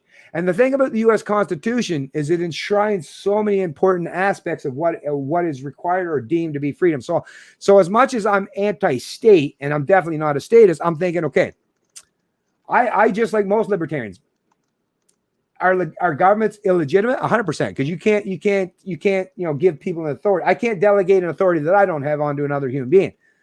But until we can, like I say, until humanity can get to the point where we can do a little bit better job to get our intellect up to thinking about these things evolutionary, so that we accept more of a secular form of freedom and liberty, is, I think right now the American experiment is the thing that, and I'm a Canadian, and I think you feel the same way. Even as a Canadian, I feel that the American experiment, the problem is, as much as I'm Canadian, I'd love to say, well, let's fight for the freedoms that used to be important in Canada too. But when you read the Constitution or the documents, the Charter of Rights and Freedoms in Canada, they sound good until you read the disclaimer that says, oh, but we can change our mind at any time, the notwithstanding clause, right? So the American Constitution didn't have that embedded. It left enshrined in it the rights that they're not to be infringed. So to me, until we can get to the point where we can get most of humanity, or at least Western societies, up to speed and adopting a more anti-state mentality or psychology, well, let's work with what we have. Just like, rather than throw out God, just like Nietzsche said, maybe we shouldn't have got rid of God until we figured out a way to replace that kind of morality, right? In the secular realm, maybe we should still draw upon some of those great ideas in the past and use this as a transition period. So I'm thinking the Americans, Canadians, if you care about liberty, you should be hoping and praying that this American experiment that's happening down south of our border continues, and you better hope that those rebels, those deplorables, those people that you pretend or suggest are the bad people, actually those are the people that are still using that document as the means for their fight for their freedoms, because they recognize the importance of it. So to me, that's why I support American culture much more than I do so even in Canada, because I think our Canadian culture is actually, I wanted to adopt that kind of, not just psychology, but that kind of moral and ethical underpinnings for our society, is that you have to have a 100% enshrined freedom of speech. You have to have the ability to defend yourself against a tyrannical government, which is your Second Amendment. And I want Canadians to start, being more supportive of that American experiment down south, because there's nothing else on the planet. There's nothing even remotely close or resembling what the U.S. Constitution and the way it was drafted and the way it was worded. So yes, maybe at some point in time, we pure, libertarians or anarchists or philosophical voluntarists or whatever, at some point in time, we might be able to completely vacate the state entirely, and I hope that does come to fruition at some point in time. But until that takes place, the state is not going away anytime, or anywhere anytime soon. There's a lot of underlying aspects of, like I say, the American experiment that still is something that we should be able to draw upon and use to our advantage. So I think that is what we should do. Not that I'm advocating for statism by any stretch of the imagination, but if you're an American or a Canadian, you better hope.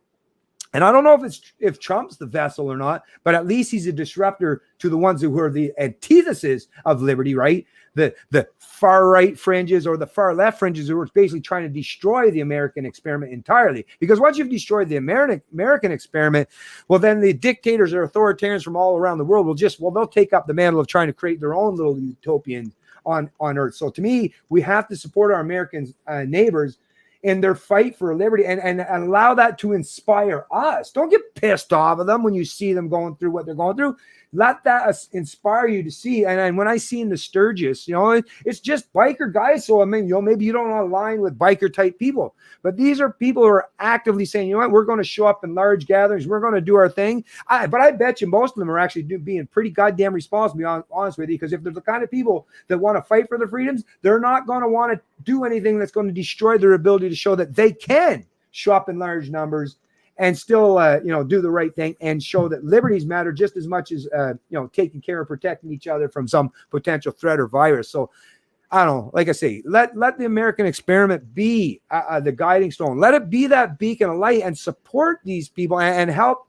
When you have the Canadian media constantly trying to promote collectivism or Joe Biden, look at how many people are blindly lining up because they want to maintain the status quo, the establishment system that they've set up over the recent decades. Look at how willing to put aside any morals or ethics just to keep this system or structure.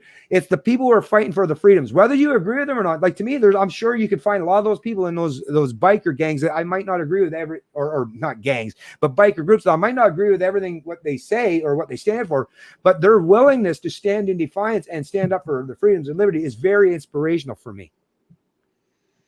Yeah, to add to that, so that the battle will be fought in the minds of men. It's an informational war. We can't escape statism. Even if we hopped in a rocket ship of Elon's, flew off to Mars, and started a libertarian utopia in Mars, maybe a couple generations down the road, there'd be the government of Mars. It's the mindset, it's the concept behind government. So, and you can fight it. You can take them all down. Let's say in a hypothetical situation, you kill all the Hitlers in the world, but maybe generationally down the road, another Hitler's born, his mindset's affected, and then we're in the same problem. So it's always going to come down to what's going on right here, not the gun, not what the battle is. It's all convincing right here. So that's why it's literally controlling the mind. That's why I've recently looking into the mind control stuff. Yeah. And I was just writing down some thoughts here. So, a couple hundred years or thousands of years ago, it was easy. Most of the population, there was only a handful of them that could read and write. It was like the scribes, the church clergy, maybe the monks and stuff that were writing stuff down. But majority of the population were illiterate. So back then, it was easy to keep information from people because you had these churches. They locked up all the books in their private library, and they just didn't allow the information of metallurgy. How to build homes, how the stars work and all these things to the normal peasant population. So they just literally held the books like you can't have the secrets of knowledge. It was easy now. But nowadays, in the technological era of 2020, everyone walks around with an iPhone in their pocket that has infinite knowledge in their pocket. So these controllers are like, well, shit, we have to hand these guys the library books now. What do we do? So now they're like, well, we can't hold the tool of knowledge from them. So now we have to be more dirty-handed in our tactics. So now it's, where did I write that down here? Now it's strategies to muddy the water. How can we rewrite the book? How can we tell you that the book's a lie? Don't believe what the book's got to say.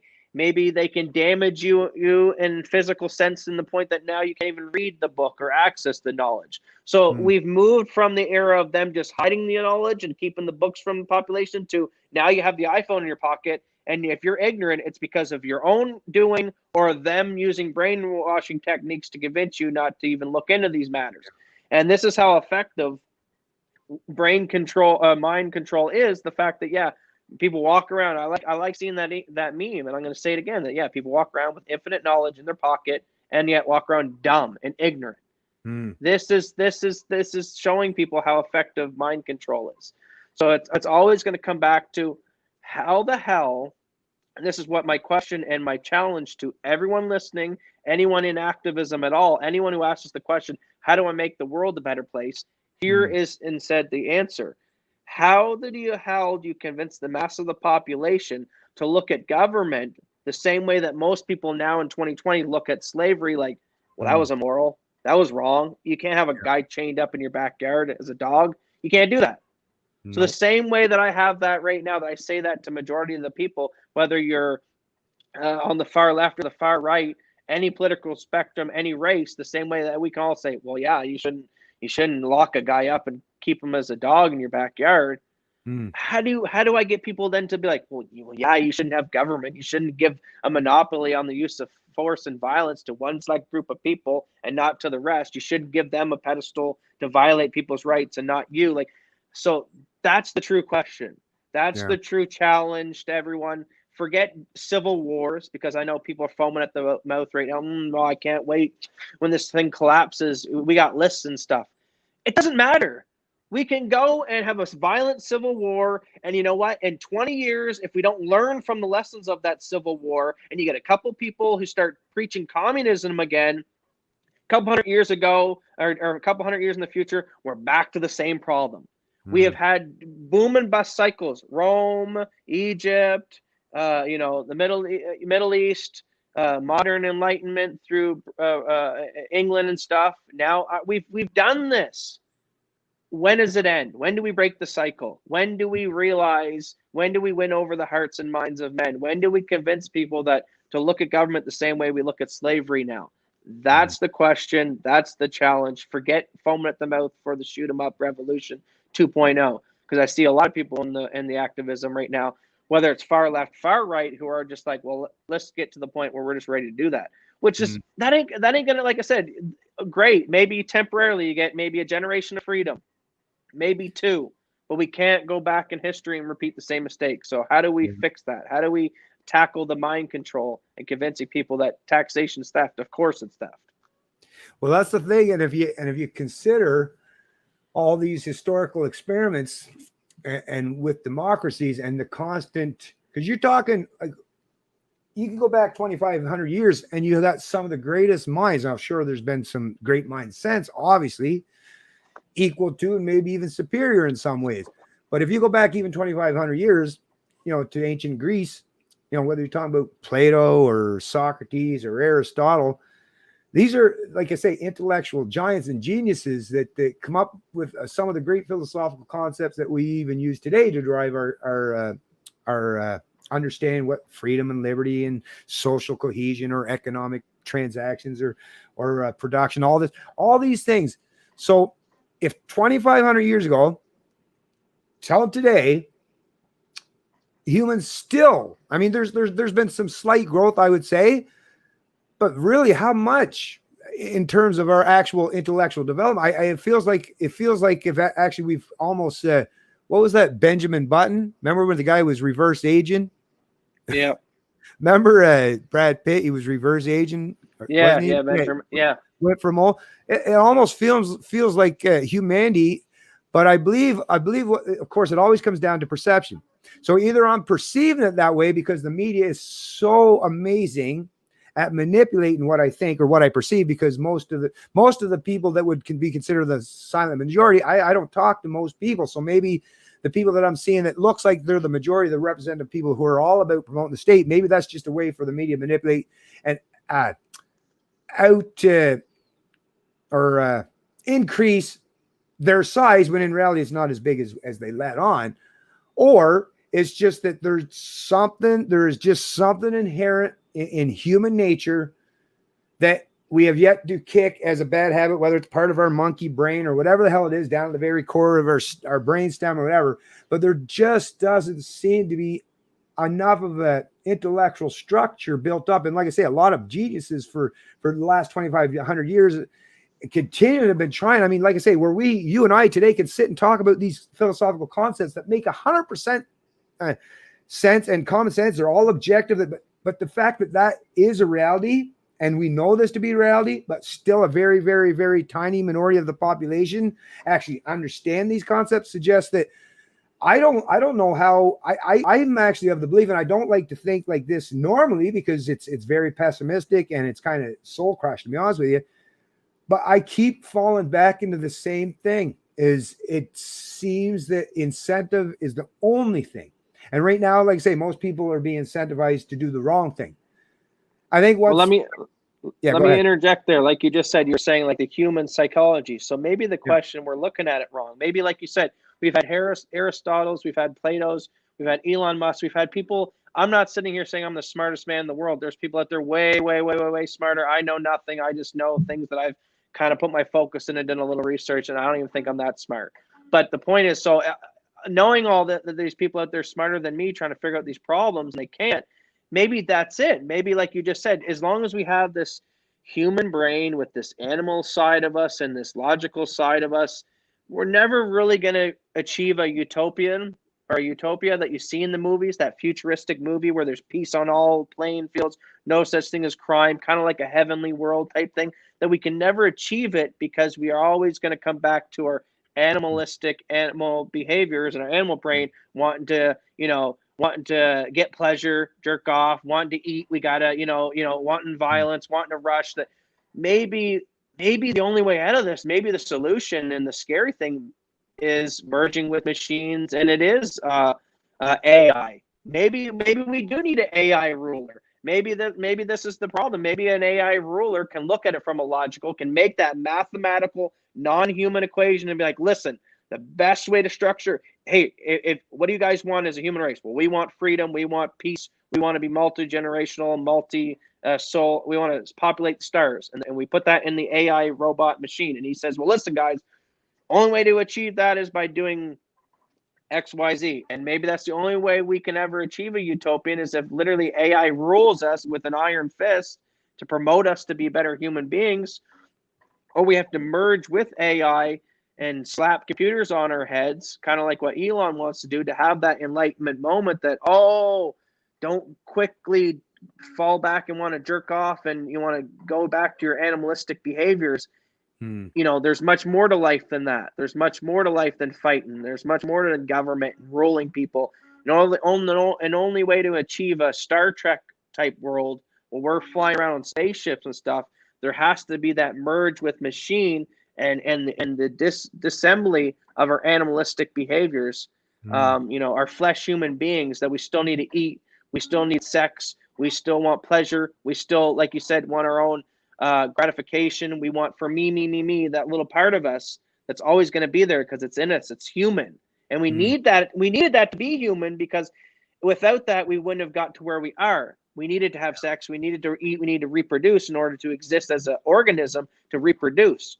But we're past that now. Now we're on the verge of where literally we're being handed iPhones, which are almost like God technology. If you were to take it back to Egypt and show that to them, they'd be like, oh my God, this guy's a God. He has a computer that has unlimited knowledge. He can take photos, videos. He can see us from space. Wow, that's magic to us a couple hundred years ago.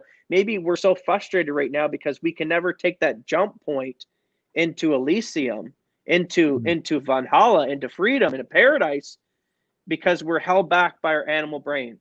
And maybe this is what we're missing. This is maybe what the elites and the Elon Musks and all that are trying to say is, listen, as much as you think we're doing a bad thing to you, this is the only way we can actually progress is to convince you Christians and you other people who are maybe clinging to your humanistic bodily fluids in your human sack body that you'll never have Elysium and paradise on earth. But then it comes down to, if you're a real religious person, maybe you believe in an afterlife and you don't want to do that because maybe paradise on the reality term world that we can touch now, maybe this is more tangible and real. Like, now this is like philosophical conversations. This is the stuff that people Yeah, should be but you know, thinking about and yeah, talking about. But yeah, but that's exactly, and you know what? That's what I mean. Because when I think about that, that's actually so important, and actually that's the thing. But you can always draw a positive and a negative from a lot of these great ideas. And like Christianity, one of the greatest ideas, and not just Christianity, but as a Christian myself, or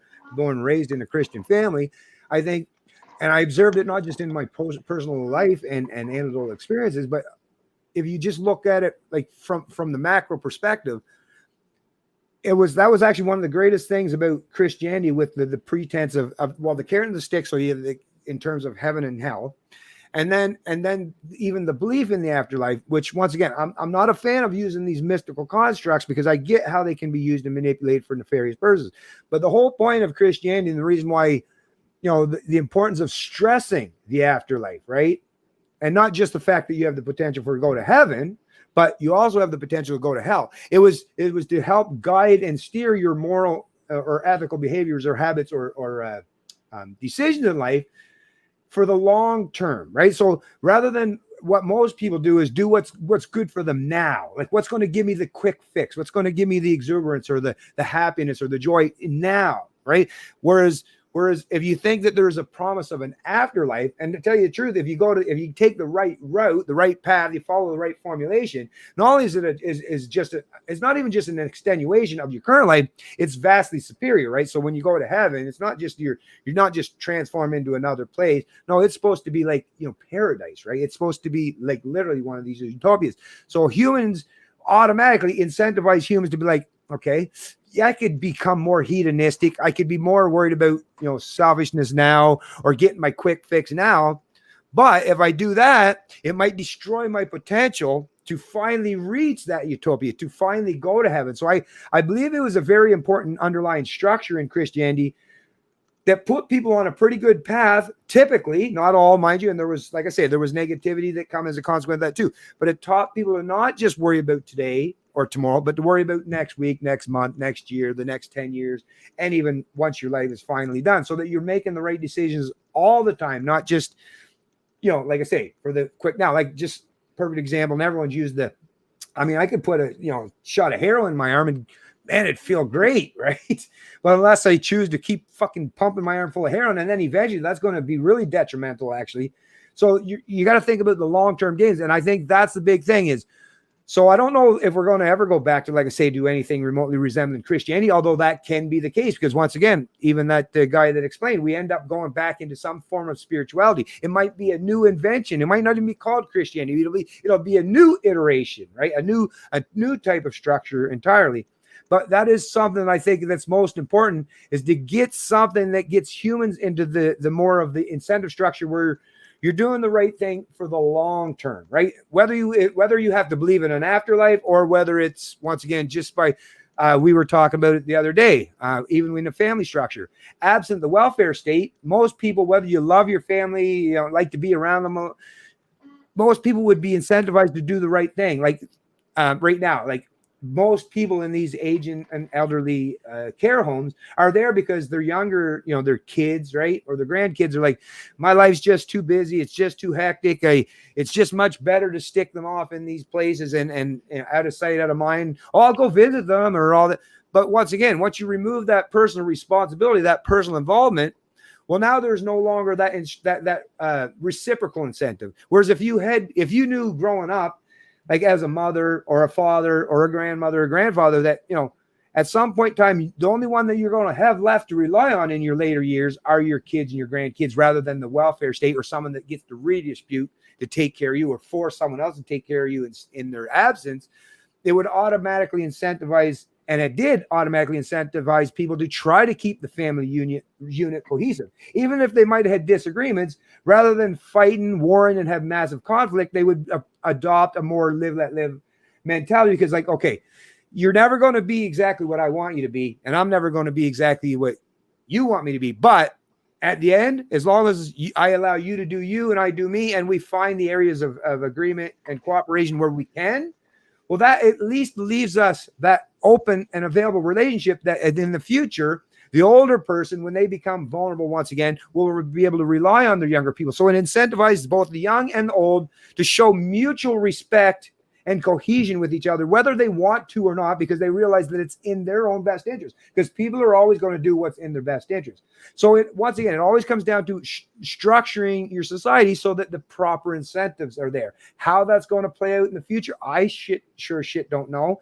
Matt don't know, but we're all here trying to figure this out. So for you, if you're watching this, at the very least, don't you want from people who are your thought leaders or your politicians or people in academia, don't you think that they should be actively pursuing the same kind of goals, right?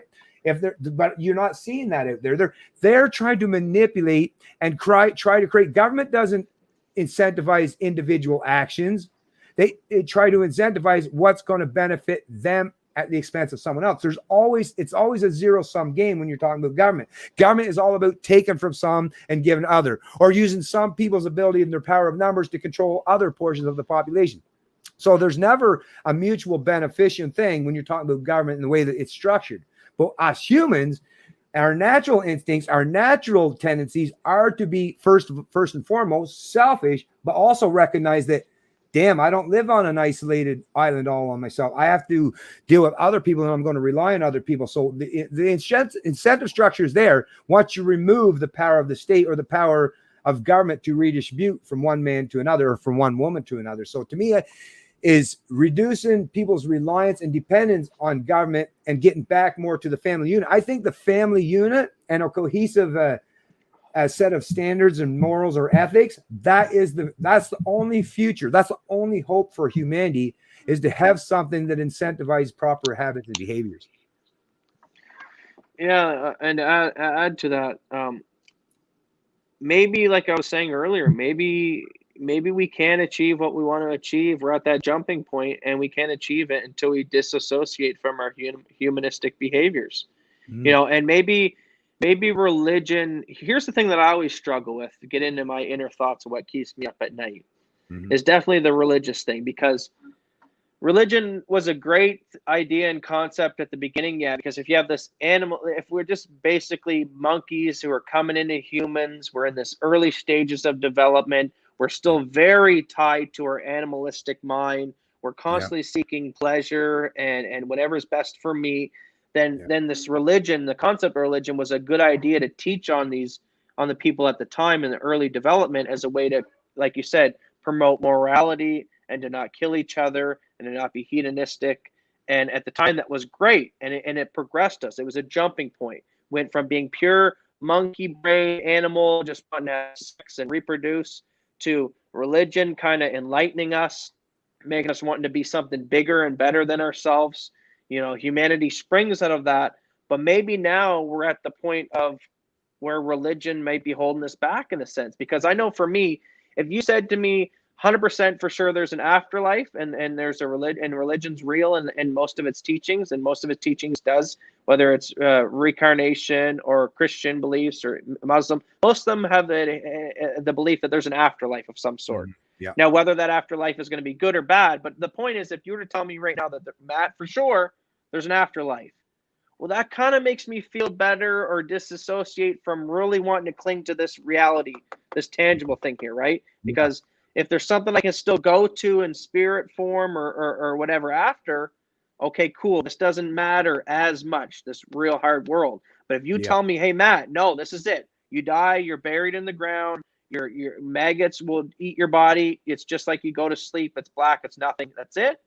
Yeah. Well, shit, let's get working on the AI tech, man. I want to freaking live for a while. Maybe I'll upload my brain. Maybe I'll merge with the machines, because you know what? Something, even an enslavement in a computer program, is probably better than maggots eating me, and it's like I go to sleep. Shit, I'll take something over anything. So in a way, like, we're at this way in this crossroad. I juggle with myself. Do I merge with machine when I'm given that opportunity? Because if I do, and I'm stuck to this reality, and religion's real, and there's paradise and stuff in this life, and there's more to grow after death, then maybe I don't want to be trapped in the computer brain, bored, exploring the galaxies. But if there isn't, then obviously I'll take that alternative. So I don't know. I think we're at like this pinnacle point where we're at the jump point where religion gave us everything we needed, but in a sense, we've kind of outgrown religion. Not the morals and the principles of religion, but Yeah. the belief in a universe is God's controlling the strings. I think we've outgrown that, and I think we're Well, not going to reach Star Trek world type society until we kind of take that next jump point. But I think a lot of people like myself, we struggle with that jump point because if you're religion, you're like, shit, is that literally the what do you call it? The mark of the beast? Am I literally signing up for Satan's AI program? Am I screwing myself for heaven afterwards if I do that? And in a way, depending on if there is an afterlife for a lot, then religion in a sense is holding us back. yeah, but you know what? In a way, that the thing is, matter of fact, if actually humans were truly becoming more secular, I would have much more hope and actually, yeah, be thinking that the future would be much brighter. But I actually think that humans, and it seems to be part of our composition, our makeup, because what it is now you're absolutely right. In Western societies such as Canada, the U.S., Christianity is bound on a downslide for decades. I've watched it grow my whole life growing up. Like when I was younger, I'm not that old. I'm going to be 50 this year. But when I was growing up, now I did come from small rural New Brunswick, so it probably was much different if you were growing up in a big city like Toronto. But I know when I was growing up, religion was very, very dominant. It was a very dominant influence in most of people's lives. Like on Sunday, it wasn't just a few people were at church. Like, substantial portions of entire communities were all at church, right? Or Sunday school or all these places. Or having a Sunday a church picnic, or it was very, very, but it's definitely changed. But what I've noticed is it looks like religiosity has decreased, but it hasn't. It's just been transplanted and transversed into the state. Whereas it used to be the belief in, whether you were Protestant, Presbyterian, Catholic, Wesleyan, Baptist, all the different iterations of Christianity.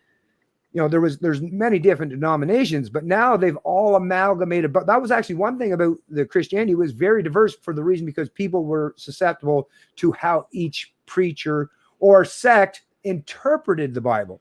The crazy part that I'm seeing today is actually not only is religion very much dominant and now has been supplanted, like I say, and taken over by the state. The state is now the most dominant religion, but now there's not even any real diversity in terms of the sex of the religion. You have red or blue, you have left or right, and really what they're doing in the religiosity of the state is appealing to your psychological natures in your state, right? So whether you're right winger, most right wingers, they say they're right winger or conservative because they're all about fiscal responsibility or personal.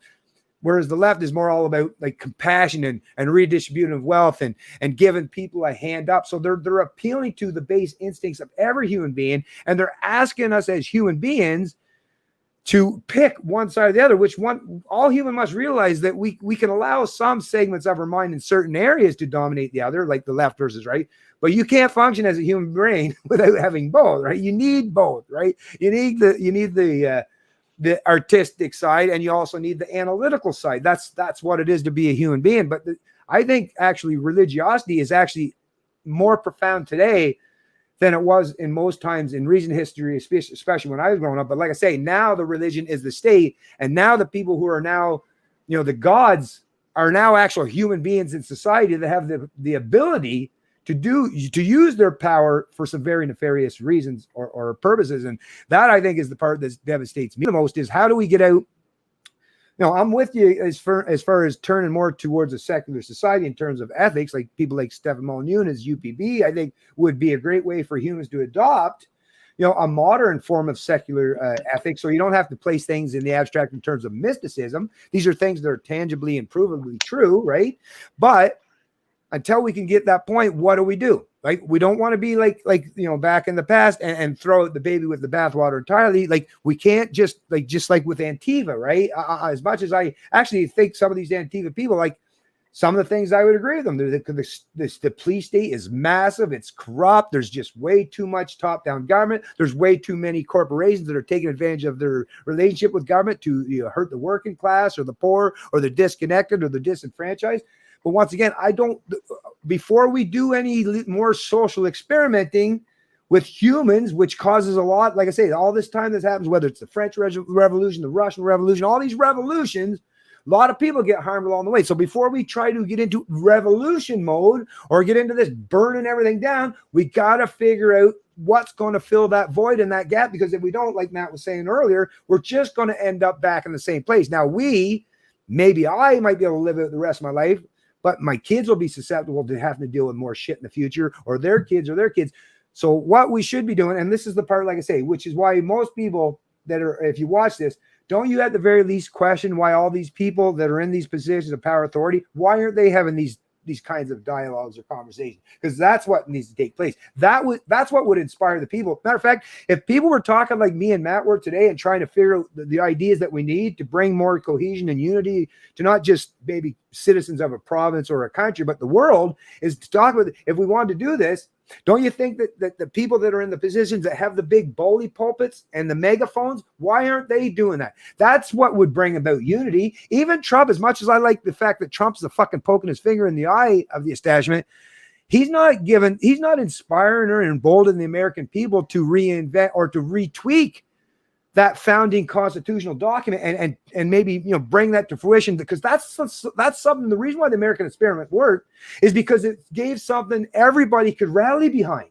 Right now, everything's about playing politics and divisiveness. We need unity, and the only thing that people are ever going to want to rally or unify under are the ideas that bring about the actual freedom and liberties that we all want. So whether you're a lefty and you want a particular kind of freedom, or a right winger, or anyone in between, the only way we can get there is if we have a healthy portion of our population or citizenry that are thinking along the same line as basically how the U.S. Constitution was set up. You do you, I do me. We should have some way to arbitrate disputes. We should have some means to protect the vulnerable from the criminals in society. But how can we do this where we actually get to hold everyone to account? Because that's what's missing at the end of the day. Lefties have lots of good ideas in terms of their social development, or respecting people's sexual habits or behaviors and all that stuff, and their autonomy and that.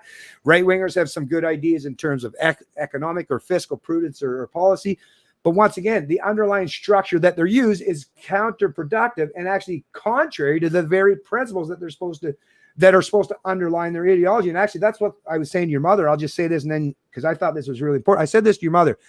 From now on, any conversation that I'm going to have with anyone, especially when you're talking about politics, philosophy, history, geopolitics, any of this stuff, right, is I want to ask someone. So before I was going to sit and engage in dialogue or discussion with someone in terms of some of these important topics, I want to know, what are the underlying principles that are going to guide your choices and your opinions? Because if I can get you to admit what your principles are, then at least when I'm having this dialogue with you, you won't have to worry about me being the one that's going to try to catch you up. I'll just point out where you're not following your own logic and your own principles. So, right, if someone says, well, it's bad that people steal in society, well, I would agree with you. I think theft is wrong. So what's the underlying principle that we were both in agreement here is theft is wrong, right? So we can agree on that.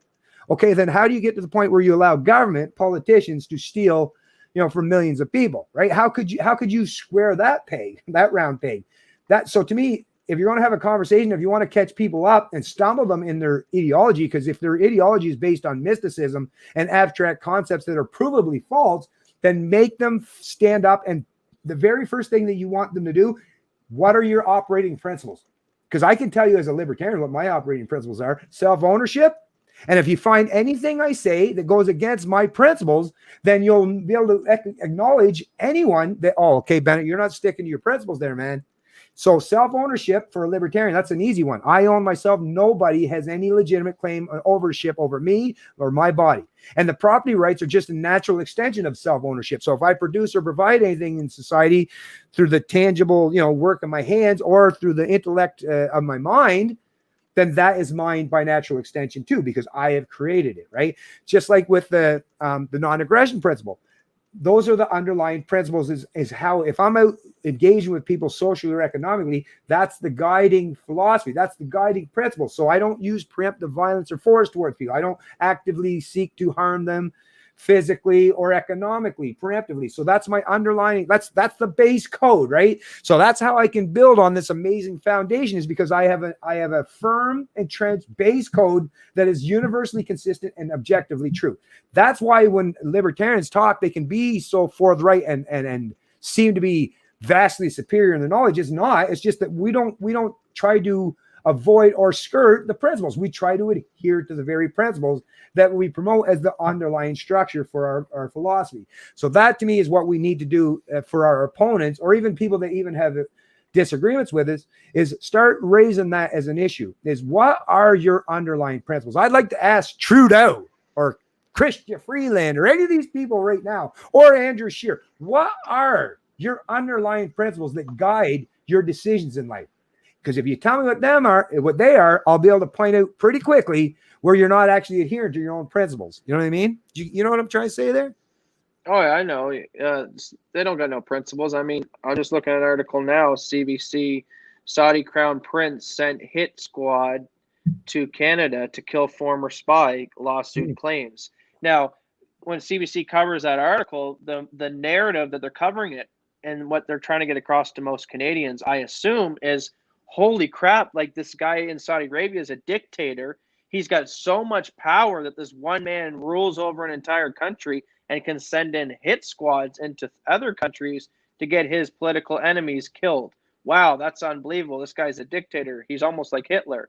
But in the same breath, they'll turn a blind eye to Trudeau, who doesn't just blatantly send in the hit squad. Instead, he just pays these black operations groups that secretly go and do operations where they pay the Nova Scotia shooter who goes out and commits atrocities under the name. Or Trudeau passes mandatory vaccination where he doesn't want to send in the hit squad to kill you and your family. He just wants to plunge a needle in your arm and then he'll leave. So, like, it's funny that certain dictatorial powers CBC will cover, like this one, like, oh my God, Saudi Arabia sends in a hit squad. He's a Hitler. He's a dictator. But yet Trudeau can get investigated for violations of the Ethics Commission many times, enrich his family through insider bribing and these paid speeches. But that's okay. He doesn't have dictatorial power. I guess the only thing Trudeau is missing, I guess, is he doesn't have a kill squad. That's it. I guess that's the only differentiation. If he did, CBC then might cover his crimes. But I want to go off on another tangent because I was writing stuff down. Okay. Because like I want to get back to what we were talking more like the philosophical stuff and get about the aliens and you know, like I said, I think we need to merge with some kind of AI tech because I don't think our humanistic behaviors will ever get us where we need to go. I don't think we're going to have that jump into hyperspace. I don't think we're going to progress to Star Trek type civilization as long as we're attached to this human monkey brain and still thinking off our left right hemispheres, like you said. And I'm going to pose a thought thing for you, a moment of thought. Can you imagine you're an alien and you're getting into your UFO, you're traversing the universe, you know, and you use your anti-gravity tech to just traverse the universe through space-time, and you just plop into our solar system, and this alien's looking out his UFO window, and there's Earth, and like, oh my God, wow, this creature to be so advanced, to be able to create a UFO, to be able to create this technology, to be able to blip through space-time and use all this gravity tech, and to be able to come here and see us, like how advanced this alien must be. Now, what would be a scary thought process if that alien actually came from a planet, and that planet of aliens was actually just masturbating to alien porn? They're blowing each other up. They're voting on which leader should run them. And, you know, these aliens are, you know, having like prostitution brothels, and they're screwing each other, and they're murdering, they're raping each other's young. And like, you'd be like, holy shit, these are the worst aliens ever. Oh my God, how the hell did they manage to, through all that dysfunction and chaos, birth a technology that allows them to blip through space-time and make it to where they're looking at Earth and looking at us like, ooh, let's make contact. And when we watch these movies and we see like aliens that we predict in movies, or when we write them in the novels and books and stuff like that, we portray them as like these gray aliens and stuff like that. They're kind of like AI and robotic in the sense that they don't really express feelings. They don't have wieners. They don't have genitalia. They're not attached to their animalistic alien behaviors, right? They don't need to just masturbate and eat. They're kind of like they're almost AI and robotic. And I think that's kind of what we're projecting, kind of like what Joe Rogan, I like when he takes the take that as human beings, we're like in the caterpillar stage where we're giving birth to this technology, this AI, and through this AI and this tech will make us the butterfly that maybe we might achieve the Star Trek type civilizations that we all dream of, the Elon Musk that he inspires to populate Mars. But I don't think we get there, like I said. And if we do get there, it's a very scary vision. If, like, when I post you, if we get there by doing that, by still masturbating to porn, by still blowing each other up, I mean, so we're just, I don't know. That's why I get back to the solution when it comes to like what this whole battle of libertarianism and convincing people that government's bad and to stop giving people power. And like you said in this podcast, that's just our human nature that we as humans, we do what's best for ourselves. We try to enrich ourselves, whether for the good or for the bad. And as long as that humanistic behavior exists and we have that attachment and we don't disassociate that, like the same way that we portray aliens do, we're not going to have that jump. We're not going to populate Mars like we want to. And if we do, it's a scary world. So what do you think of that? What did you think about if aliens were actually just masturbating and voting on political leaders on planet Krypton? Yeah. See, stuff like the only, like, here's the thing I always, and I don't know if it's just because, like I say, put the double screen back up. Oh, can't see it. Yeah. Okay, hold on. All right now. There we go. So yeah, when I think of stuff like that, I can't help but think it sounds good, like theoretical, which so many ideas always do. My problem is though, and maybe it's just me because of the way I've born and raised and been taught and how I think. Like that's the thing, was also unique in so many ways, which is kind of the thing I love about humans, though. Or at least that's what I like to believe. And that's the thing. There's an awful lot of sheep-like mentality to humans too. So I always wonder, is it? But one thing that I think is, but like I say, I could be wrong about this.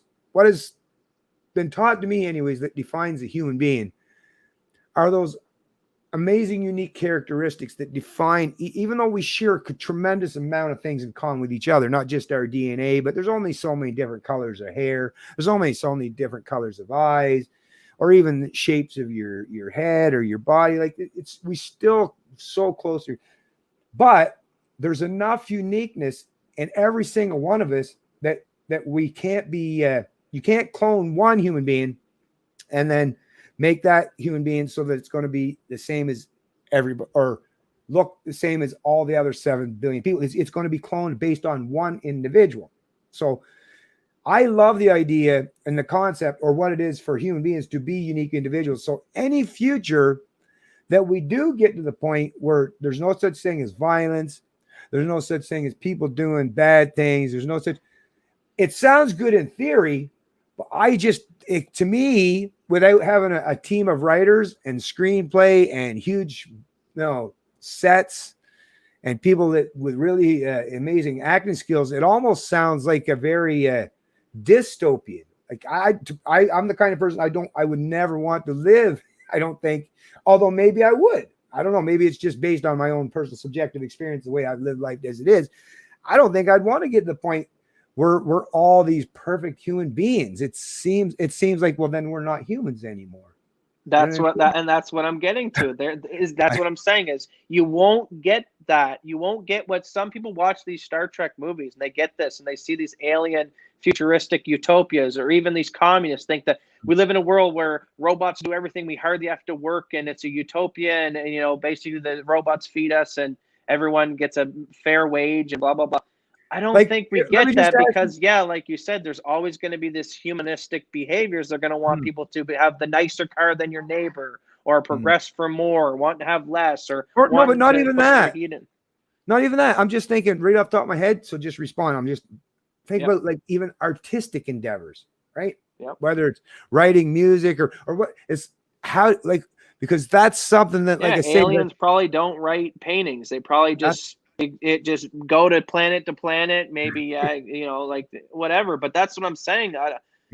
That's the problem. So in one breath we want a utopia, but in the same breath, well, don't be so quick to want a utopia, because that means, yeah, giving up your humanity, giving up what it Yeah. means to be a human, because you have to get rid of your animalistic way of thinking. Mm, Because, yeah, you're not going to achieve that utopia when you still have these mm, desires. yeah. And like you said, what separates a human? We always ask this: what separates a human from a dog, or a Mm, human from a dolphin, or any other animal? What makes us different on this planet than any other species? We can contemplate our death. We yeah. can create technologies. These certain things, and Yeah. I say those are great. But what holds us back is the same thing that separates you and the things that we share in similarity with the dog and the dolphin. We have to Mm, eat like them. We still yeah. have to reproduce. We still get horny. So we still have, like you said, left side, right side brain. One side very rational, very methodical, mechanical thinking, conservative, whatever you want to loop it up to be. And then one side very, like you said, still animalistic, still reptilian brain, still need to get my pleasures, still Mm, need to eat, still need to drink, still need to do those humanistic behaviors that makes us an animal yeah. at our heart. So yeah, it's that juggling act. I don't think you get the middle. I don't think you still get to cling to humanity and have that animalistic brains and get the utopian that so many people will go to the movies and be like, "Oh my God, why can't we have a world like they have in Star Wars?" Or why can't we? You don't get that. That's what I'm trying to Yeah. get through. You don't get that when you still got to masturbate to porn and eat. You got to disassociate. So you're going to have this divide. You're going to have the people who are like you, maybe like you, Dad, you like to cling to. You think the world's a messy place, and it comes with it. Yeah, you may die. Yeah, people might do bad, but we're all unique. We're different. We live out our own experiences. It makes us.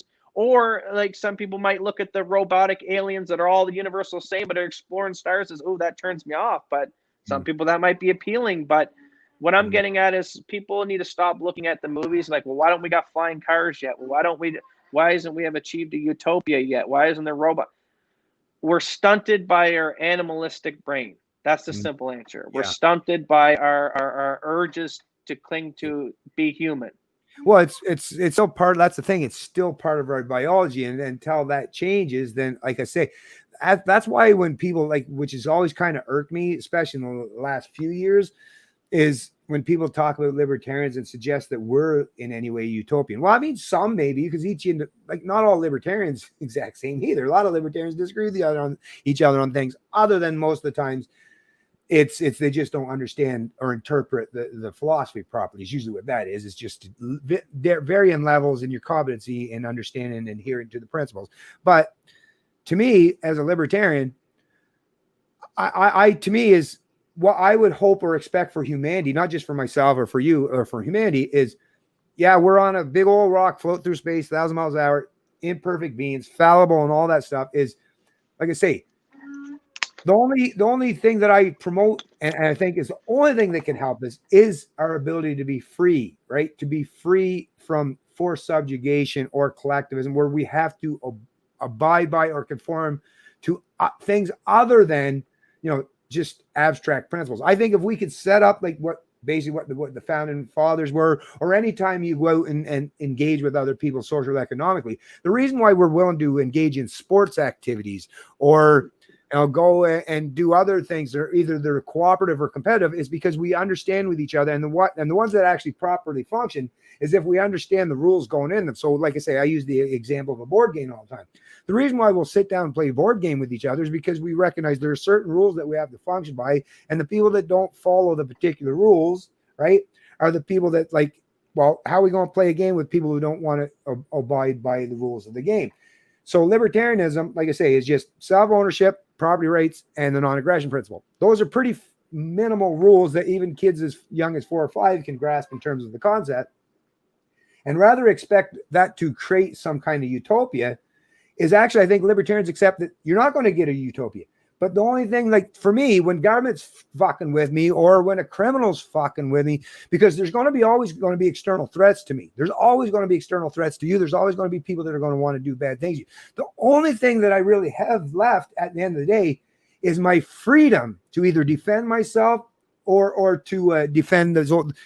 But the way government structure sets everything up now, when you're placing your faith in central planners to do all that for you, the outsourcing the personal responsibility is now I have to deal with a world that is full of imperfect, fallible human beings and some with evil intentions and ill intentions. But government, by its very nature, has restricted my ability to defend myself. That's my part, and that's the part where it becomes more of not just a social experiment, but I think kind of falls on the side of torture or psychological manipulation to the point where you're causing. That's why you have so much mental health distress and people having difficult times, is because I think we all as human beings, I mean, we wouldn't have got to be what we are as a species today all these millions of years later if we haven't learned to adapt and develop to potential threats in our environment. That's just it's not a bad thing. Humans are willing to adapt and accept that there are external threats. That's what it is to be a human.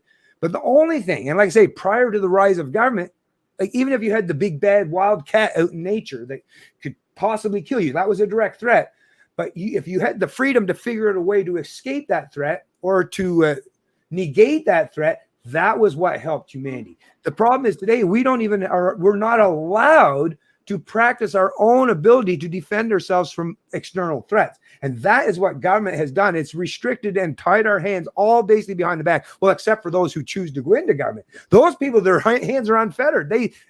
People that work for government are like anarchists. They don't function under rules or morals or ethics or principles. These are people that just live by decree, by edict. Everything that if they say it's good today, it's good today. And they have the power to impose or force or thrust that on us. It's those of us who aren't part of the connected class or the ruling class are always susceptible to some monolith, whether it's, like I say, team red or team blue, where we have to subject our own personal autonomy and our sovereignty to someone else, to outsource the defense of our freedoms by someone else. That to me that's the detriment to the human psyche. It's a detriment to the human experience, and it's a detriment to our boldness and our willingness to take on and assume these risks, because that's humans. We've lived through risk. We've gone through plagues. We've gone through earthquakes, tornadoes, human history is fraught with a lot of potential threats and dangers. But that is what has created the humans to have when you've overcome a barrier, an obstacle, because you've done it yourself, because you used your faculty or your ability or your freedom to do so. That's what gives the humans. That's what builds up our human spirit and our ambition and our entrepreneurial minds and our spirit and our zeal. But right now we've been dulled down to, like I say, we're like Matrix hooked up, and we're outsourcing everything to some monolith. And what you're saying in terms of some future, like with the AI, I totally get what it is, but I don't want us humans to have to outsource our sovereignty and what it is to live that. Now, if some people want to, I'm just like with Elon Musk. Like if some people want to put that chip in their brain, and actually, if I find out, hey, that works out really well for you, hey, I might choose to make that decision. But once again, I don't think it's something that we should promote. That the only way humanity gets out from our past or our current situation is by no longer being human. I don't know if I'm a big fan of that one, to be honest with you. Depends on what future you want, is what I was posing. That's the question. Yeah, right? well, that's the thing. I like a little, like I say, I guess that's me, and I think most humans have a little bit of that call to adventure. Put it this way, a prime example is Spock from the character Star Trek. Is it Spock? Oh yeah, right? Yeah. Now, why Spock and his species did so well is right. They lacked zero emotion, pure mechanical, pure rational thought. Well, they had them, but they suppressed them big time.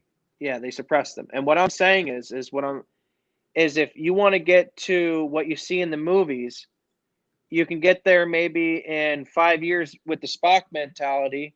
Right. Whereas if you want to do it your way, which is and still cling to our humanity, this is a long road. This is a long, messy, drawn out, mistakes, a lot of shit going to happen road. So I see the world divided with the people who kind of want the utopian really quick, and it's like, well, you don't know what kind of sacrifices need to be made in order to achieve that in a fast, streamlined manner, which is going to take the Spock mentality, which is throwing humanity out the side, throwing up the things that make you unique and different, to just being kind of like the Borg, putting pure rational thought into the matter and dedicating pure potential into achieving a goal.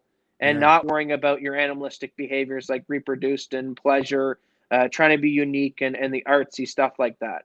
And, well, I was just going to say, that's why I think actually, and Elon Musk is really onto something, which is why human exploration, like I say, America was the last place, North America was the last place basically around the globe to try new experiments. And like I say, humans are not susceptible to a one-size-fits-all approach.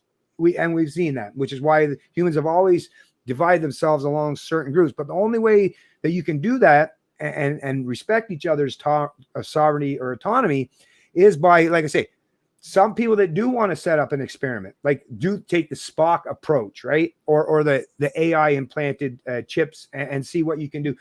Whether you do it by colonizing a portion of Mars, because that's the thing. Mars is a pretty big planet. Doesn't mean it has to be a one size fits all. Maybe the southern hemisphere of Mars is people that want to try a different human experiment, right? Yeah, but what if, like you said, what if you get the breakaway civilization, and the breakaway civilization puts the chip in, and they look back at us and like, Jesus, man, these guys are masturbating. They're blowing each other up. They're like, you know what? It ain't going to be very long before these bastards get over here to Mars and they start fucking up our nice thing we got over here with our AI chip brains. And we're way smarter than these chimps. So they're like, yeah, let's Death Star these bastards. So maybe is like you said, no, allow the experiment, allow the people to go do the AI brain. Maybe you don't want that because maybe they look at you like, Jesus, man, these guys are an idiot. They're monkeys throwing feces at each other. Yeah. Hey, but that's already the way it is right now. You actually have a lot of the people that would be considered elitists in our society. That's how they look and perceive. Most of the rest of the people or peers in their society are just a bunch of knuckle draggers. 100%. And that's why I'm not so conspiracy theory to think that I can get in that mindset. Like I just played that game with you when I look at the Bill Gates and the George Soros and the people who are only hanging out with their elite friends all the time. And they're billionaires. They're flying around on private jets. All they do is hang with the elite. And I'm going to tell you right now, I Googled the name. It's Joseph Mengele. Joseph Mengele was a doctor for the Nazis. They nicknamed the Angel of Death, who was a doctor in the concentration camps who experimented on a lot of people. Well, I'll tell you one thing. Bill Gates is Joseph Mengele. He just not in your face about it. So this is these elites, when, like I just said, these elites think of the normal population as cattle, as sheep who just want to be enslaved. They're sadomasochistic. They're like, wow, we can tax them at 80%. We can put muzzles on their face. Jesus, what else can we do? Can we screw their kids? Well, I guess we can do that too and get away with it. So they look at us like total trash, like cockroaches. So yeah, Bill Gates is the Joseph Mengele that he's like, yeah, let's stick as many vaccines in arms. Let's sterilize these bastards. The same guy who wants to roll out the mass vaccine for Canada and all of the United States and the world is the same guy who goes up on TED Talks and talks about depopulation to keep the world a better place. Come on. Yeah, well, see, that's the thing, though. No matter which perspective you take on this, that's, to me, once again, it always comes back to that is why it's so vitally important to respect the sovereignty of the individual and to not try to constantly attempt this one-size-fits-all approach for anything when you're talking about the human race, right? Try your experiment, but in terms of the human race, we've seen that this a one-size-fits-all approach is never going to work, and it just creates a lot of conflict. So the live, let live mentality, and allow people, but knowing that, like you were saying, sure, some people might take the Spock approach, maybe build up a civilization way faster than humans can with our monkey brains, right? With our and maybe they might be a threat. But what I would suggest is, yes, but I'm not going to worry about that. There might be some potential threat by giving other people their freedom to do things their way, even though I recognize that might come to fruition and that might very well happen. No, there's always going to be external threats. I'm always going to be able to find an external threat. So what's the only thing I have left at my disposal? Like whether I say it's okay for other people to be a threat or those threats just exist regardless of whether I like it or not, is the only thing I really have at the end of the day is my personal sovereignty, my personal freedom to defend myself against anyone. And that to me is the biggest obstacle we got to get over, because government went from the pretense, the state went from the pretense back in the day at the very early founding of the U.S. Constitution, is the state was going to be what you used to protect your freedoms, right? That was what the state represented. It was the sole reason for government to exist, for the state to exist, was to defend and protect your freedoms and liberties. Well, we've seen after a couple hundred years and a lot of these experiments that have happened in the past that it always flips upside down to where the state becomes the vessel or the obstacle or the entity that people use to oppress others. So like I say, eventually the human experiment has to be intellectual development to the point where we don't believe that we need an overarching big daddy or mommy or a nanny state to protect us.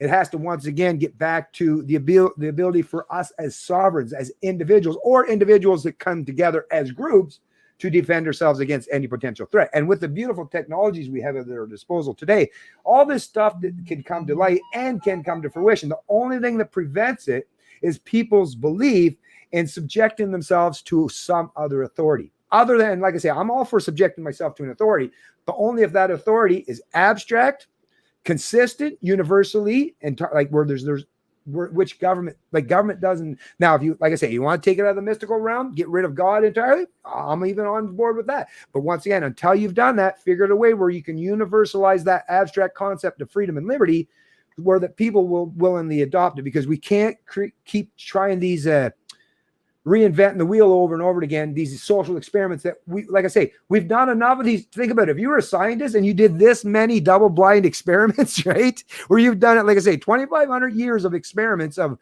let's just try using this mystical entity of the king, but he derives his power from God. See, that was the thing. The king was the highest, the supreme power, but even he had to subject himself to God. But once they realized that now the king can become the most dominant influence and power over the people rather than God. So even back then, God was decreasing in being the final authority, because they were trying to, the monarchs of the day were saying, well, actually, God's not talking to you as a peasant. Actually, no. Trust me, I as the king, or as, whatever, the Pope, God speaks directly through me. So I'm the only one that can understand the language of God, right? So once again, that was the very epitome, the beginnings of when you were taking that concept of morality and ethics from the abstract and placed it in the hands of fallible human beings, which we all are. So once again, we got to get to the point where it's our concepts are abstract, where we can't manipulate them, we can't change them, at least when they're consistent and universally and ethically moral in their stance or nature. But how do we get that point without having all different experiments? Like I say, because we can't try a one size fits all, because one size, even for libertarian, I would say let's libertarians take over the world and we'll be, because I don't even trust every libertarian enough to do the right thing. And I trust some of them right now because they don't have any power. But if you even give libertarians a tremendous amount of power, don't you think the power is going to even corrupt them? They're humans too, right? So to me, I think is given the sovereignty of the individual and people to be able to try their own methods, right? Be their own pioneers and see what works best for them. If it works best for them, even if I don't agree with it, well, if it works for them, that's going to give them a much better chance of not wanting to try to fuck with me. Not saying it won't prevent it entirely, but if they can be more happy and have more sustainable development and meaning in their life, at least it greatly reduces their potential for trying to find conflict elsewhere or outside, right? Yeah, I'm gonna give one last little wrap up on. Cool. I want to talk about race a bit here in the end, and I think we should probably wrap it. No, Yeah, I think we should probably wrap it up though. Yeah. Okay. Yeah, that sounds good. Because we're at 2 hours and 42. Yeah, we're almost Joe Rogan podcast length here. Yeah, so baby. But this was good though. I was enjoying this. Yeah.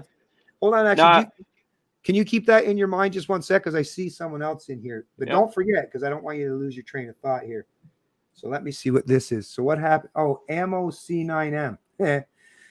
So what happens if you're not a member of the elites, but still view 80% of humanity useless feeders, willing socialists beyond saving? Maybe they deserve what is coming, or do we try and save them? Well, at the end of the day, you do what's right for you. What I would suggest, anyways, is yes, you can't save. You can try to help people, just like you can lead a horse to water, but you can't make them drink. Well, you can lead people to knowledge, but you can't make them take. You can set up, like what I do. I offer people as best I can, as many people that's willing to listen, my own opinion, perspectives, and somewhat educated, but still like I'm learning every day, but educated, informed perspective based on what these things that I think, like what we've been talking about for the last 2 hours and 45 minutes. But at the end of the day, I want every human being, even those 80% of people, they have to figure out ways by themselves, because you can't force, as we've learned through all of human history, we can't force or impose our ideas on other people without causing just as much harm as we're trying to prevent. So that's the thing that most people that actually are alive today don't want to, and that's the power of statism. That's the power of religion, is we don't want to accept. Most human beings don't want to accept. I'll accept. I'm one of very few people accept that I'm always going to live on a planet, if I live on this one anyways, filled with a bunch of people that are susceptible to some fucking crazy stuff, but they also have the potential to develop their mind so that they're not always susceptible to that. And humanity has advanced, although it's been peaks and valleys where we've gone up and down. But if you think about it, the only thing that we really have at the end of the day is accept the fact that we're not ever going to be able to create any kind of semblance of utopia. But what we can do is it starts first and foremost in your home. So if you want a peaceful society, or at least something remotely resembling a peaceful society where people are at least trying or attempting to be the best that they can be for most of the time, and even that, they're still going to make fucking mistakes, and they're still going to falter, and they're still going to fail from time to time, is start with the kids, right? Let live mentality means if you want to be a principal person, well, you got to raise your kids in that manner, just like with a lot of parents. Like the reason why we live in a world dominated by a lot of baby boomers that are constantly telling their younger generations, oh, you should never do this or don't do this. But they were the people that while they were telling you don't hit, don't steal, they were hitting and stealing. So it's like you have to, if you lead by hypocrisy, you're never going to have people who are going to want to follow you or emulate, and they're never going to know what kind of success they're going to attain because they don't know what the experiment is fudged. It's a false experiment. The only way you're going to see if the experiment works out properly is lead by example. Raise your kids. Now, that's the other thing when I say to raise your kids to be peaceful, but also don't teach them to be or people that's easily bullied or picked on, or that are just going to like be I would never tell my kids, and I've never told any of my sons, I want them to be good guys, like, and they both are. Both of my sons are awesome. But at the same time, I would never tell them, oh, if somebody messes with you, just turn your other cheek. No, because then the minute you've done that, if you taught people to become victims, and you get them into that victim mentality, that victim psychology, then that's a detriment to them. And I think the best thing that we could do is just teach them to be competent, personally responsible, respect other people, and just, if somebody messes with you, I'm not saying to escalate to the point, but you have to at least be a buffer and a deterrent. The only way, how are you going to deter someone from trying to oppress you if you can't be a threat yourself? So every human being, as much as we want to be peaceful, cooperative, you also got to be somewhat of a threat too. Because if you're not a threat to anyone, then you're an automatic victim, and you're going to create even more victims. So it's a fine balance. But once again, it's something that I can't say that I know the answer entirely, and Matt can't say he knows the answer entirely. But those 80% of people, I don't want to quell them. I don't want to call the population. I don't want them to. But you know what? Natural selection. This is the thing.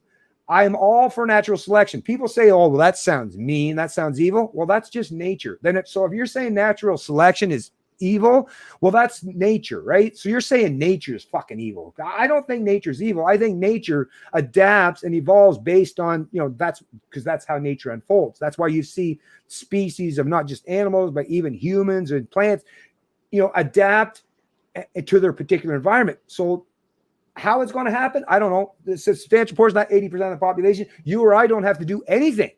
They may very well cease to live in a pretty short period of time just by not following through on doing the proper things in life to sustain themselves and those they love. So like I say, don't ever think so big that you know what's best for the rest of the people of the population. Figure out what's best for you and the people closest to you, and make that as an experiment in your own personal life, and expand that experiment so that maybe your neighbor wants to adopt it. Because if you had a neighbor and you were the guy that you did all the right things in life and you were allowed to do so. See, right now, if you're doing all the right things in life, you might not come out on the end. That's the crazy thing, is this incentive structure has been so completely fucked up that even if you try to do most of the right things in life, you might end up being on the bottom of the hierarchy when it's like, well, that doesn't look like it's very effective. But no, it actually is effective if people are properly, allowing each other to be sovereign and to do what's best for them. But today, the people that are using government to benefit themselves at other people's expense are the ones that are actually winning out in the game. But that's because they're using force. So of course, force will win out at the end of the day. But do you want to live in a world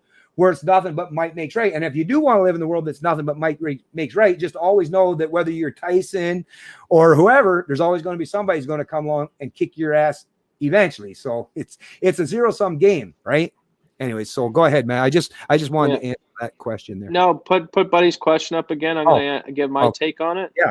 So my take on your question is, I think to give him an analogy, he's basically in a village and they have a limited supply of food, and he sees some of his neighbors who are just voluntarily walking off the cliff and killing themselves in down the ocean below. So he's like, should I do anything about these people? Like they're walking off the cliff over there. Mm, But then in the same breath, he's thinking, well, I got a limited supply of food, so yeah. my problem's getting a lot better over here. And Yep. I know where we can start thinking like that, the same way the elite think like that. But my rebuttal to you, buddy, is the 80% that are useless feeders. I agree. The only difference is if you go along with purging them like the elite want to purge them, then it's just 20% left, right? 80%'s been purged, then it's 20%. 10% you, and 10% the evil bastards who wanted to purge them in the first place. So be prepared that once they purge the 80% useless feeders, they're coming after you next. And now Mm, it's only your 10% versus their 10%. So in mm, some ways, we're both the elite use the useless feeders and we use the useless feeders because in a sense, the useless feeders are our protection because if the enforcers get too violent or bare their mm. teeth too much, the Yep. useless feeders might join our ranks and then our That's right. 80% there starts swelling into our numbers. Yeah. So we can't get in the mindset of the elite that we can just well screw them, let them walk off the cliff, idiots, let them be Mm, taxed like crazy. We have mm, to speak out. We have to try to get them because we need the numbers. mm. And that's what the elite like to do, right? They want to convince you to ignore the useless feeders while they kill the useless feeders. It's justified. It's moral. They Mm. deserve it. Look at them. They wear their cattle mask with no complaint. But then realize that the next stage after that is them coming after you. Yeah, no, that's well said, man. Because that's the thing. You can always think, and I know I can always come up with a reason. Because I recognize there's a substantial portion of the population that are so apathetic and so compliant, so complacent. And it's like you folks are contributing to our demise tremendously by not showing your willingness to stand And up. But like I say, who knows that some? Well, that's the other thing too. Not everyone are useless feeders. Some are very, very like when you out of that 80%, there's probably a substantial portion who are useless feeders, but there's also that's the beautiful thing about our modern, well, not so capitalistic now. They're mixed economies now, right? But even the underlying structure is the division of labor. So even people that maybe don't have a whole lot to offer in life, even if they can perform even some remedial tasks, like people don't take into account even something as simple as this little mouse here. There's probably 50, 60 different parts in this. There's probably metals, plastic, rubber, and it required, literally thousands of these useless feeders around the world to be able to produce and provide for all these modern things that we take advantage of in the modern developed world.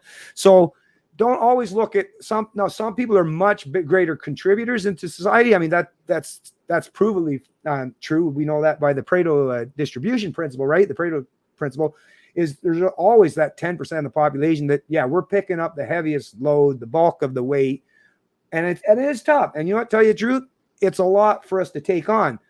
But I also think that you can also look at it from another perspective. If you have a 200-pound bodybuilder, right, and you need 150 pounds worth of potatoes moved in one swipe, that guy has the ability to do it. And good for him for doing so. But you could also lighten up his load if you wanted to by distributing that workload out for other people. But we definitely want to have the strength of the 200-pound person in case you need that moved in one foul swoop, or you need multiple different people to do so. So there can't be any premise of you have to quell or call particular portions of the population. To me, like I say, it's just a matter of letting nature take its course. That people always help people. Like I say, I would always offer knowledge because that's the thing. In the age of information, I have knowledge to offer people. So do a lot of other people. But if these people are unwilling to accept that knowledge, just like if you, like Matt was saying, like the guy walking the cliff, I would like to be the guy say, hey, yeah, probably not a good. Well, unless that's the other thing though, like Matt was saying, what if there's only one meal left or two meals, right? Do I want to save that guy from walking off the cliff? But actually, no, you couldn't even set up that scenario, tell you the truth, Matt, because if I only get that one extra meal, I'm fucking dead like pretty shortly after anyway. So it's like, let's just have the meal. Tell you the truth, I'd probably like, if there's only one extra meal, it'd only give me one extra day. But see, that's again, you get into that too. But what could I do in that one extra day though? So yeah, you start down that whole rabbit hole. But like I say, these are the questions. Oh, I'm glad you brought that up though, because it just goes to show you the kind of what is required, even in a question as simple as that. What's required if you think about this properly and in depth, right? There's a lot of ways that you might side on one side, but then like I just did it myself. I flip flop on that about 3 times in a matter of 30 seconds just by thinking, oh, but what about this? Oh, but what about this? Which tells you as much information as we think we all know and how smart we are, there's always the unknown variables that we don't always take into account, which is why I don't want to be, a dictator, a controller, tell other people what to do or micromanage their lives, because they're in their personal situation, they're the only ones going to be able to figure out what's best for them. And same with me, same with Matt, and same for anyone else. But go ahead, Matt.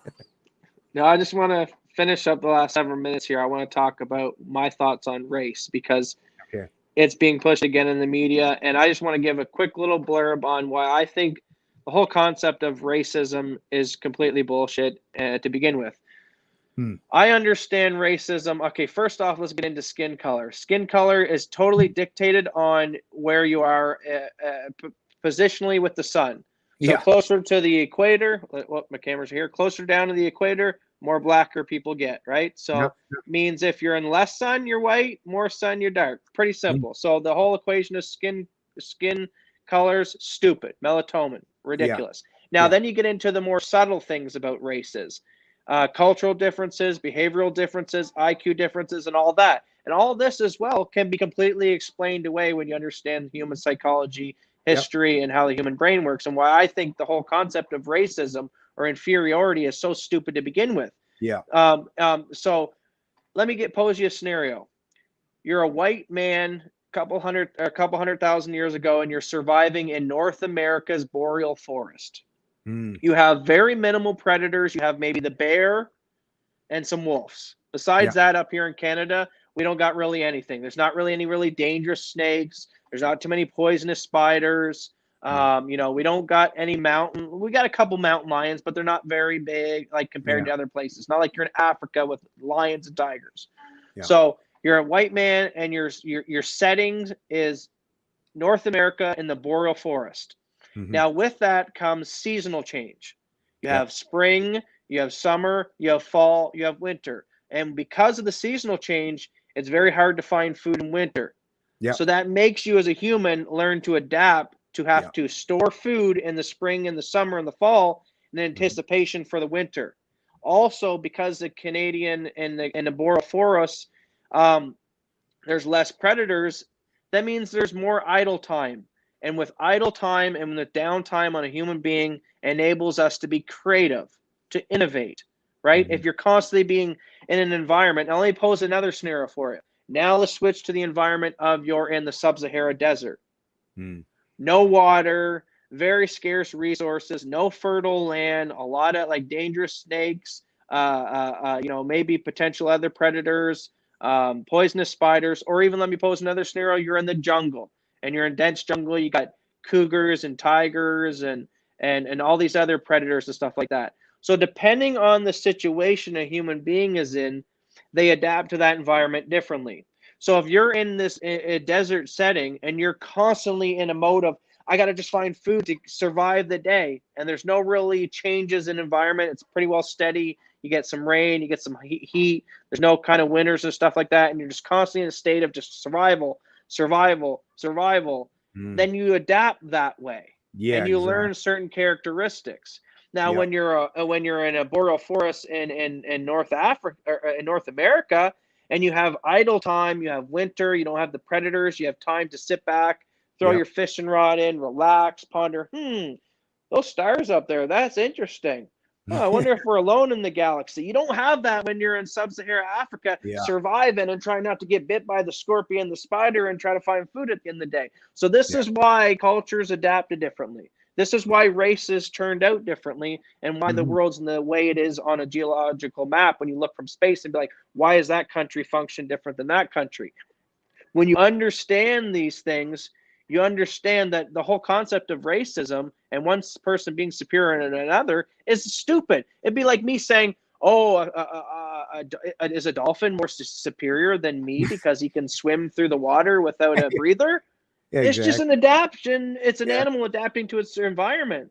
So Yep. I always hated the Black Lives Matter, the Oh, racist talks and all that yep. kind of stuff, because to me, I'll understand that, well, we're just dealing with human beings that adapt in different scenarios. And if you took me, a white ginger, and you threw me in Africa and you left me generationally thousands of years in that environment, then I'd probably turn out the exact same way that some of the black people do that come out of Africa. It has Mhm. nothing to do with one is better than the other. It's all to do with the situation that they were born and lived experiences.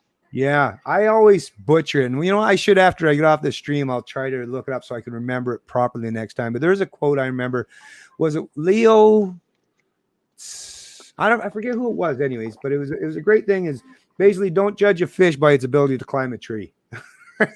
Exactly. Yeah. It is really stupid, because yes, we humans have had to adapt to our particular environments, and this is so easy to explain. And I'm 100% in agreement with Matt with the whole thing, which the race thing does. It really does genuinely irk me, because it creates division when it's not needed or necessary. And even with the IQ, I've thought about this a few times. I don't think I've covered it much, but even the IQ thing is, that's IQ, intelligence quotient. That's just something that Western societies like in that developed as a way to measure, but they're measured based on their form of education, our particular kind of education structure and system. So, of course, Yeah. people How that, would that IQ work out well if you drop that Harvard educated blue collar gentleman in the sub-Sahara desert in the middle of the yeah, jungle? yeah, he wouldn't survive where the fuck. So he could, like Exactly.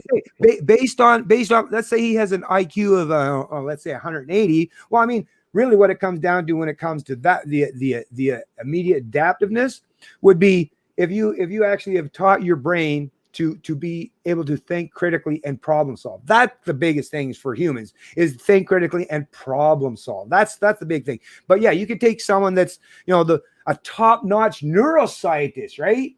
With all these diplomas lying along, but take him out of his little comfort zone, stick him down like in the Serengeti Plains, Yeah. and hand him an AR-15 and say, "Oh, you got to defend yourself against all these animals or whatever." And he's never even fired a gun. The guy's like fucking.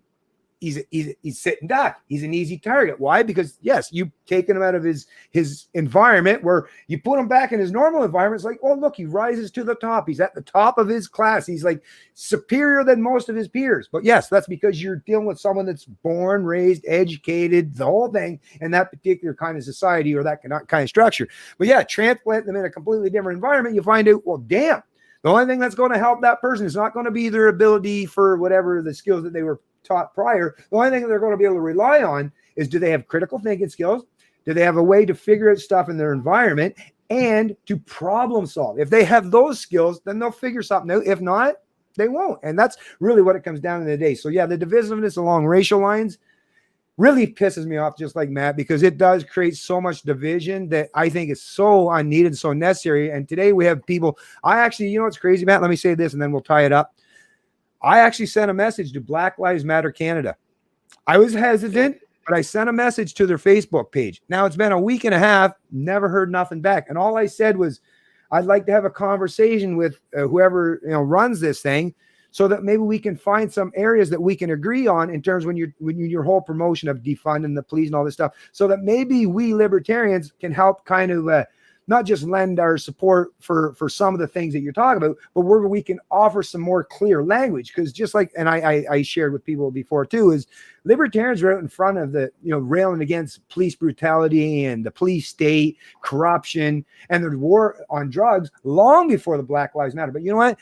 I suppose maybe I'm just guessing here, but I have to speculate that the fact that I haven't heard back from anyone suggests that, oh, he's a libertarian and he's a white guy, so they've got some preconceived notion of me and probably think that I have ill intentions or something, which is keeping us divided from coming together, so that maybe we could find out some areas of agreements and actually, break down some of these obstacles or barriers that are keeping us, fighting amongst each other. But if you're not willing to engage in dialogue with someone that you disagree with, then you're never going to get anywhere, or that you think you disagree with. That's why which is why most of the time I always say, if you got to disagree with me, I want to talk to you. Let's talk about it. Very few people, though, actually step up and want to have these conversations. I hope more and more people will at some point in time, because I guarantee if we sit down and have conversations, even people that you perceive are really, really in disagreement in so many areas, in so many regards, I guarantee you I can find enough similarities that people be like, you can at least reduce that apprehension towards each other by talking with each other. Because if you allow people to stereotype the boogeyman of your opponent, then you can always convince yourself to never allow them to have their freedoms or ever talk to them, because you perceive them as the evil. You know how you destroy that? Talk to them and see that they're a real human being just like you. And the minute you've done that, well, it's destroyed the narrative that the central planners have been using to divide us. Anyways, I think that was all I need to say. All right, yeah, put the screen back so we're both up, and then I'll just give my final thoughts. So yeah, I was rambling on there without. No, I just want to say as a final thought that I think the last hour of the podcast, when we got talking about, you know, what it takes to progress to achieve a utopia, do we have to leave our humanity behind? You know, alien talk and all. I think that is the more fun stuff for me. Yeah. Because I find that, you know, a problem with me being clicked in and engaged in a lot of the news cycle is I don't know, the elites and the ones who want to control our minds are good at always getting us to talk about the topics that they want to talk about. So true. Where I like to get back to talk about, bigger things, philosophical talks, pushing the narrative, making people think. So I think, you know, with this channel, and what I think me and my father are trying to accomplish here is we'll dabble in a lot to the news cycle, but we also like to try to go in and do our own thing and bring new perspectives and offer new solutions and talk about the more in-depth and things that really make you start pondering things. So AI and gods and philosophy and all these bigger concepts, and pushing the agenda to make you think, because I find right now I am just politically bored. I'm politically bored of the news cycle. I was already aware of the big pedophile rings in government. I was already aware of taxation theft. I was into taxation theft back, 10 years ago, starting to come up with that. So I know for a lot of people who are just coming into the liberty movement are probably, excited and fired up. And there's lots, we're all progressing at different levels through activism. But I feel like the Molyneux and all the big guys, the guys that have started out from the beginning of this, we're kind of at this stalemate point where we're not giving anything that's really enlightened or like I used to watch Stefan Molyneux videos back, 10 years ago and watch him like, holy shit, I'd watch one video and it would change my entire thought process and how I live my life. And I'm having a hard time finding those videos now. Yeah, I feel like people now are kind of just focusing on the clicks, the news cycle, the politics, the PC culture stuff, the gender talk, the race talk. And we've lost our real in-depth philosophical talks. And I think that's why Joe Rogan does so well. It's that not only does he bring in the New York Times editor to talk politics, and he'll bring in a far-right guy, Ben Shapiro, to talk his politics, but then he'll throw in Joey Diaz high as hell talking about aliens and doing mushrooms. We need to have some entertainment, folks. We got to have some fun with things. So, as much as people want to tune in and listen to the shows, and this goes to all of my activist friends out there who watch these videos and their own activism, make it fun. A good experiment that I like to do is go, I know we don't like to watch our own stuff, but sometimes watch your own stuff and be like, is this entertaining? Do I actually like this? Would I subscribe to this? Would I go down right now and click a like? You're like, I like that. Damn, he taught me. When I watched this 3-hour video, at the end of it, he had a couple points in there that were different than I could have got if I watched Alex Jones, Ben Shapiro, Stefan Molyneux, any of them who today talk about today's news cycle will share similar stories because they're going from the news cycle. Yeah. It's good to do that, but it's also good to have the fun and go off into the weeds sometime. And that's why Joe Rogan is so successful, even with the young Turk lefties and then the Ben Shapiro righties. He's successful with both of them. Why? Because everyone wants to be entertained. Even the sheeple, they want to hear about aliens masturbating to Jeopardy and they're crazy how they run their planets, right? Like they want to have fun with everything. We want these thought experiments like I was posing today in the video. Like, we think of us progressing and going to Mars and maybe we see a little thing crawling on Mars and be like, oh my God, humans are aliens, wow. But can you imagine if an alien popped into our space and we actually realize, like, well, where did the alien come from? And you find out he's actually from this crazy world like how we live, right? So just having those thought experiments, making it fun, making people laugh, making people engage, that's how you make activism successful and push the message. One good thing that that we were doing with the activism and libertarian movement is we're good at making memes. Memes were successful because they're funny, because they're entertaining. It's joking around, it's having fun. And I find, at least during the pandemic, and I understand it, right? A pandemic happened is probably another motive of why they pushed the pandemic right now, is because we're in such a paranoid state of worrying about what's going on with the pandemic. Places are getting crazy. The elections are leading up to it. We're too serious right now. We're all pent up, right? We're very serious and we're not having fun. And we got to realize that it's when we're having fun is when we're the most effective. Matt, that was probably the best. I don't know, would it take you 7 minutes to say that? That was probably the best 7 minutes of podcast, because I actually agree with you. I do find myself even taking myself too seriously, getting too emotionally invested in a lot of the politics of the day. And like you say, it is counterproductive, because that's the thing. People are inundated with this shit all day long. Our time should be time to kind of still deal with important stuff, but maybe a little bit lighter goes a long way, and you can get more bees with honey kind of thing. So I think you're right. And that's, we need to focus this channel on, the more philosophical, not so much about following the news cycle. I mean, I have my Canadian Libertarian channel if I want to do that, just deal with the news cycle and all that stuff. But this, we should be, and I think we can make this a pretty successful, venture as far as I'm concerned, because I think we're at the right time. And even though we're starting it down here at the bottom floor, it's okay, because hey, the good thing about starting at the ground floor is there's only one way to go. Right? But anyway, let me just say hi real quick there to Mr. Morgan Piper. Thank you for joining there, Morgan. And I see Jamie McGinnis just popped into my tractor and turned it on for the last few minutes. Few minutes of common sense and rational conversation really hit the spot for me today. Thanks, fellas. That's great, Jamie McGinnis. I'm glad. So this is obviously a man. He's out tilling, or no, not tilling this time of the year. He's probably picking some of the crops, I would imagine there. But a good man that always out there working the field. So hopefully. Thank you for his service. Those people don't hear it enough. Exactly. He's not going over and murdering people in foreign wars. Those people get credited. This guy's picking and getting our food supply. So thank you for your service, and thank you for tuning in the podcast. Yeah, and I'm sorry that this was a little early for you, but hey, maybe the next time you're out there, you can watch the rest of it. Once it's uploaded, and by all means, we've got 7 more prior to this one that we've done, and expect to have a lot more going forward. But thanks for everyone that did show up. And Matt, I really, really enjoyed this one today.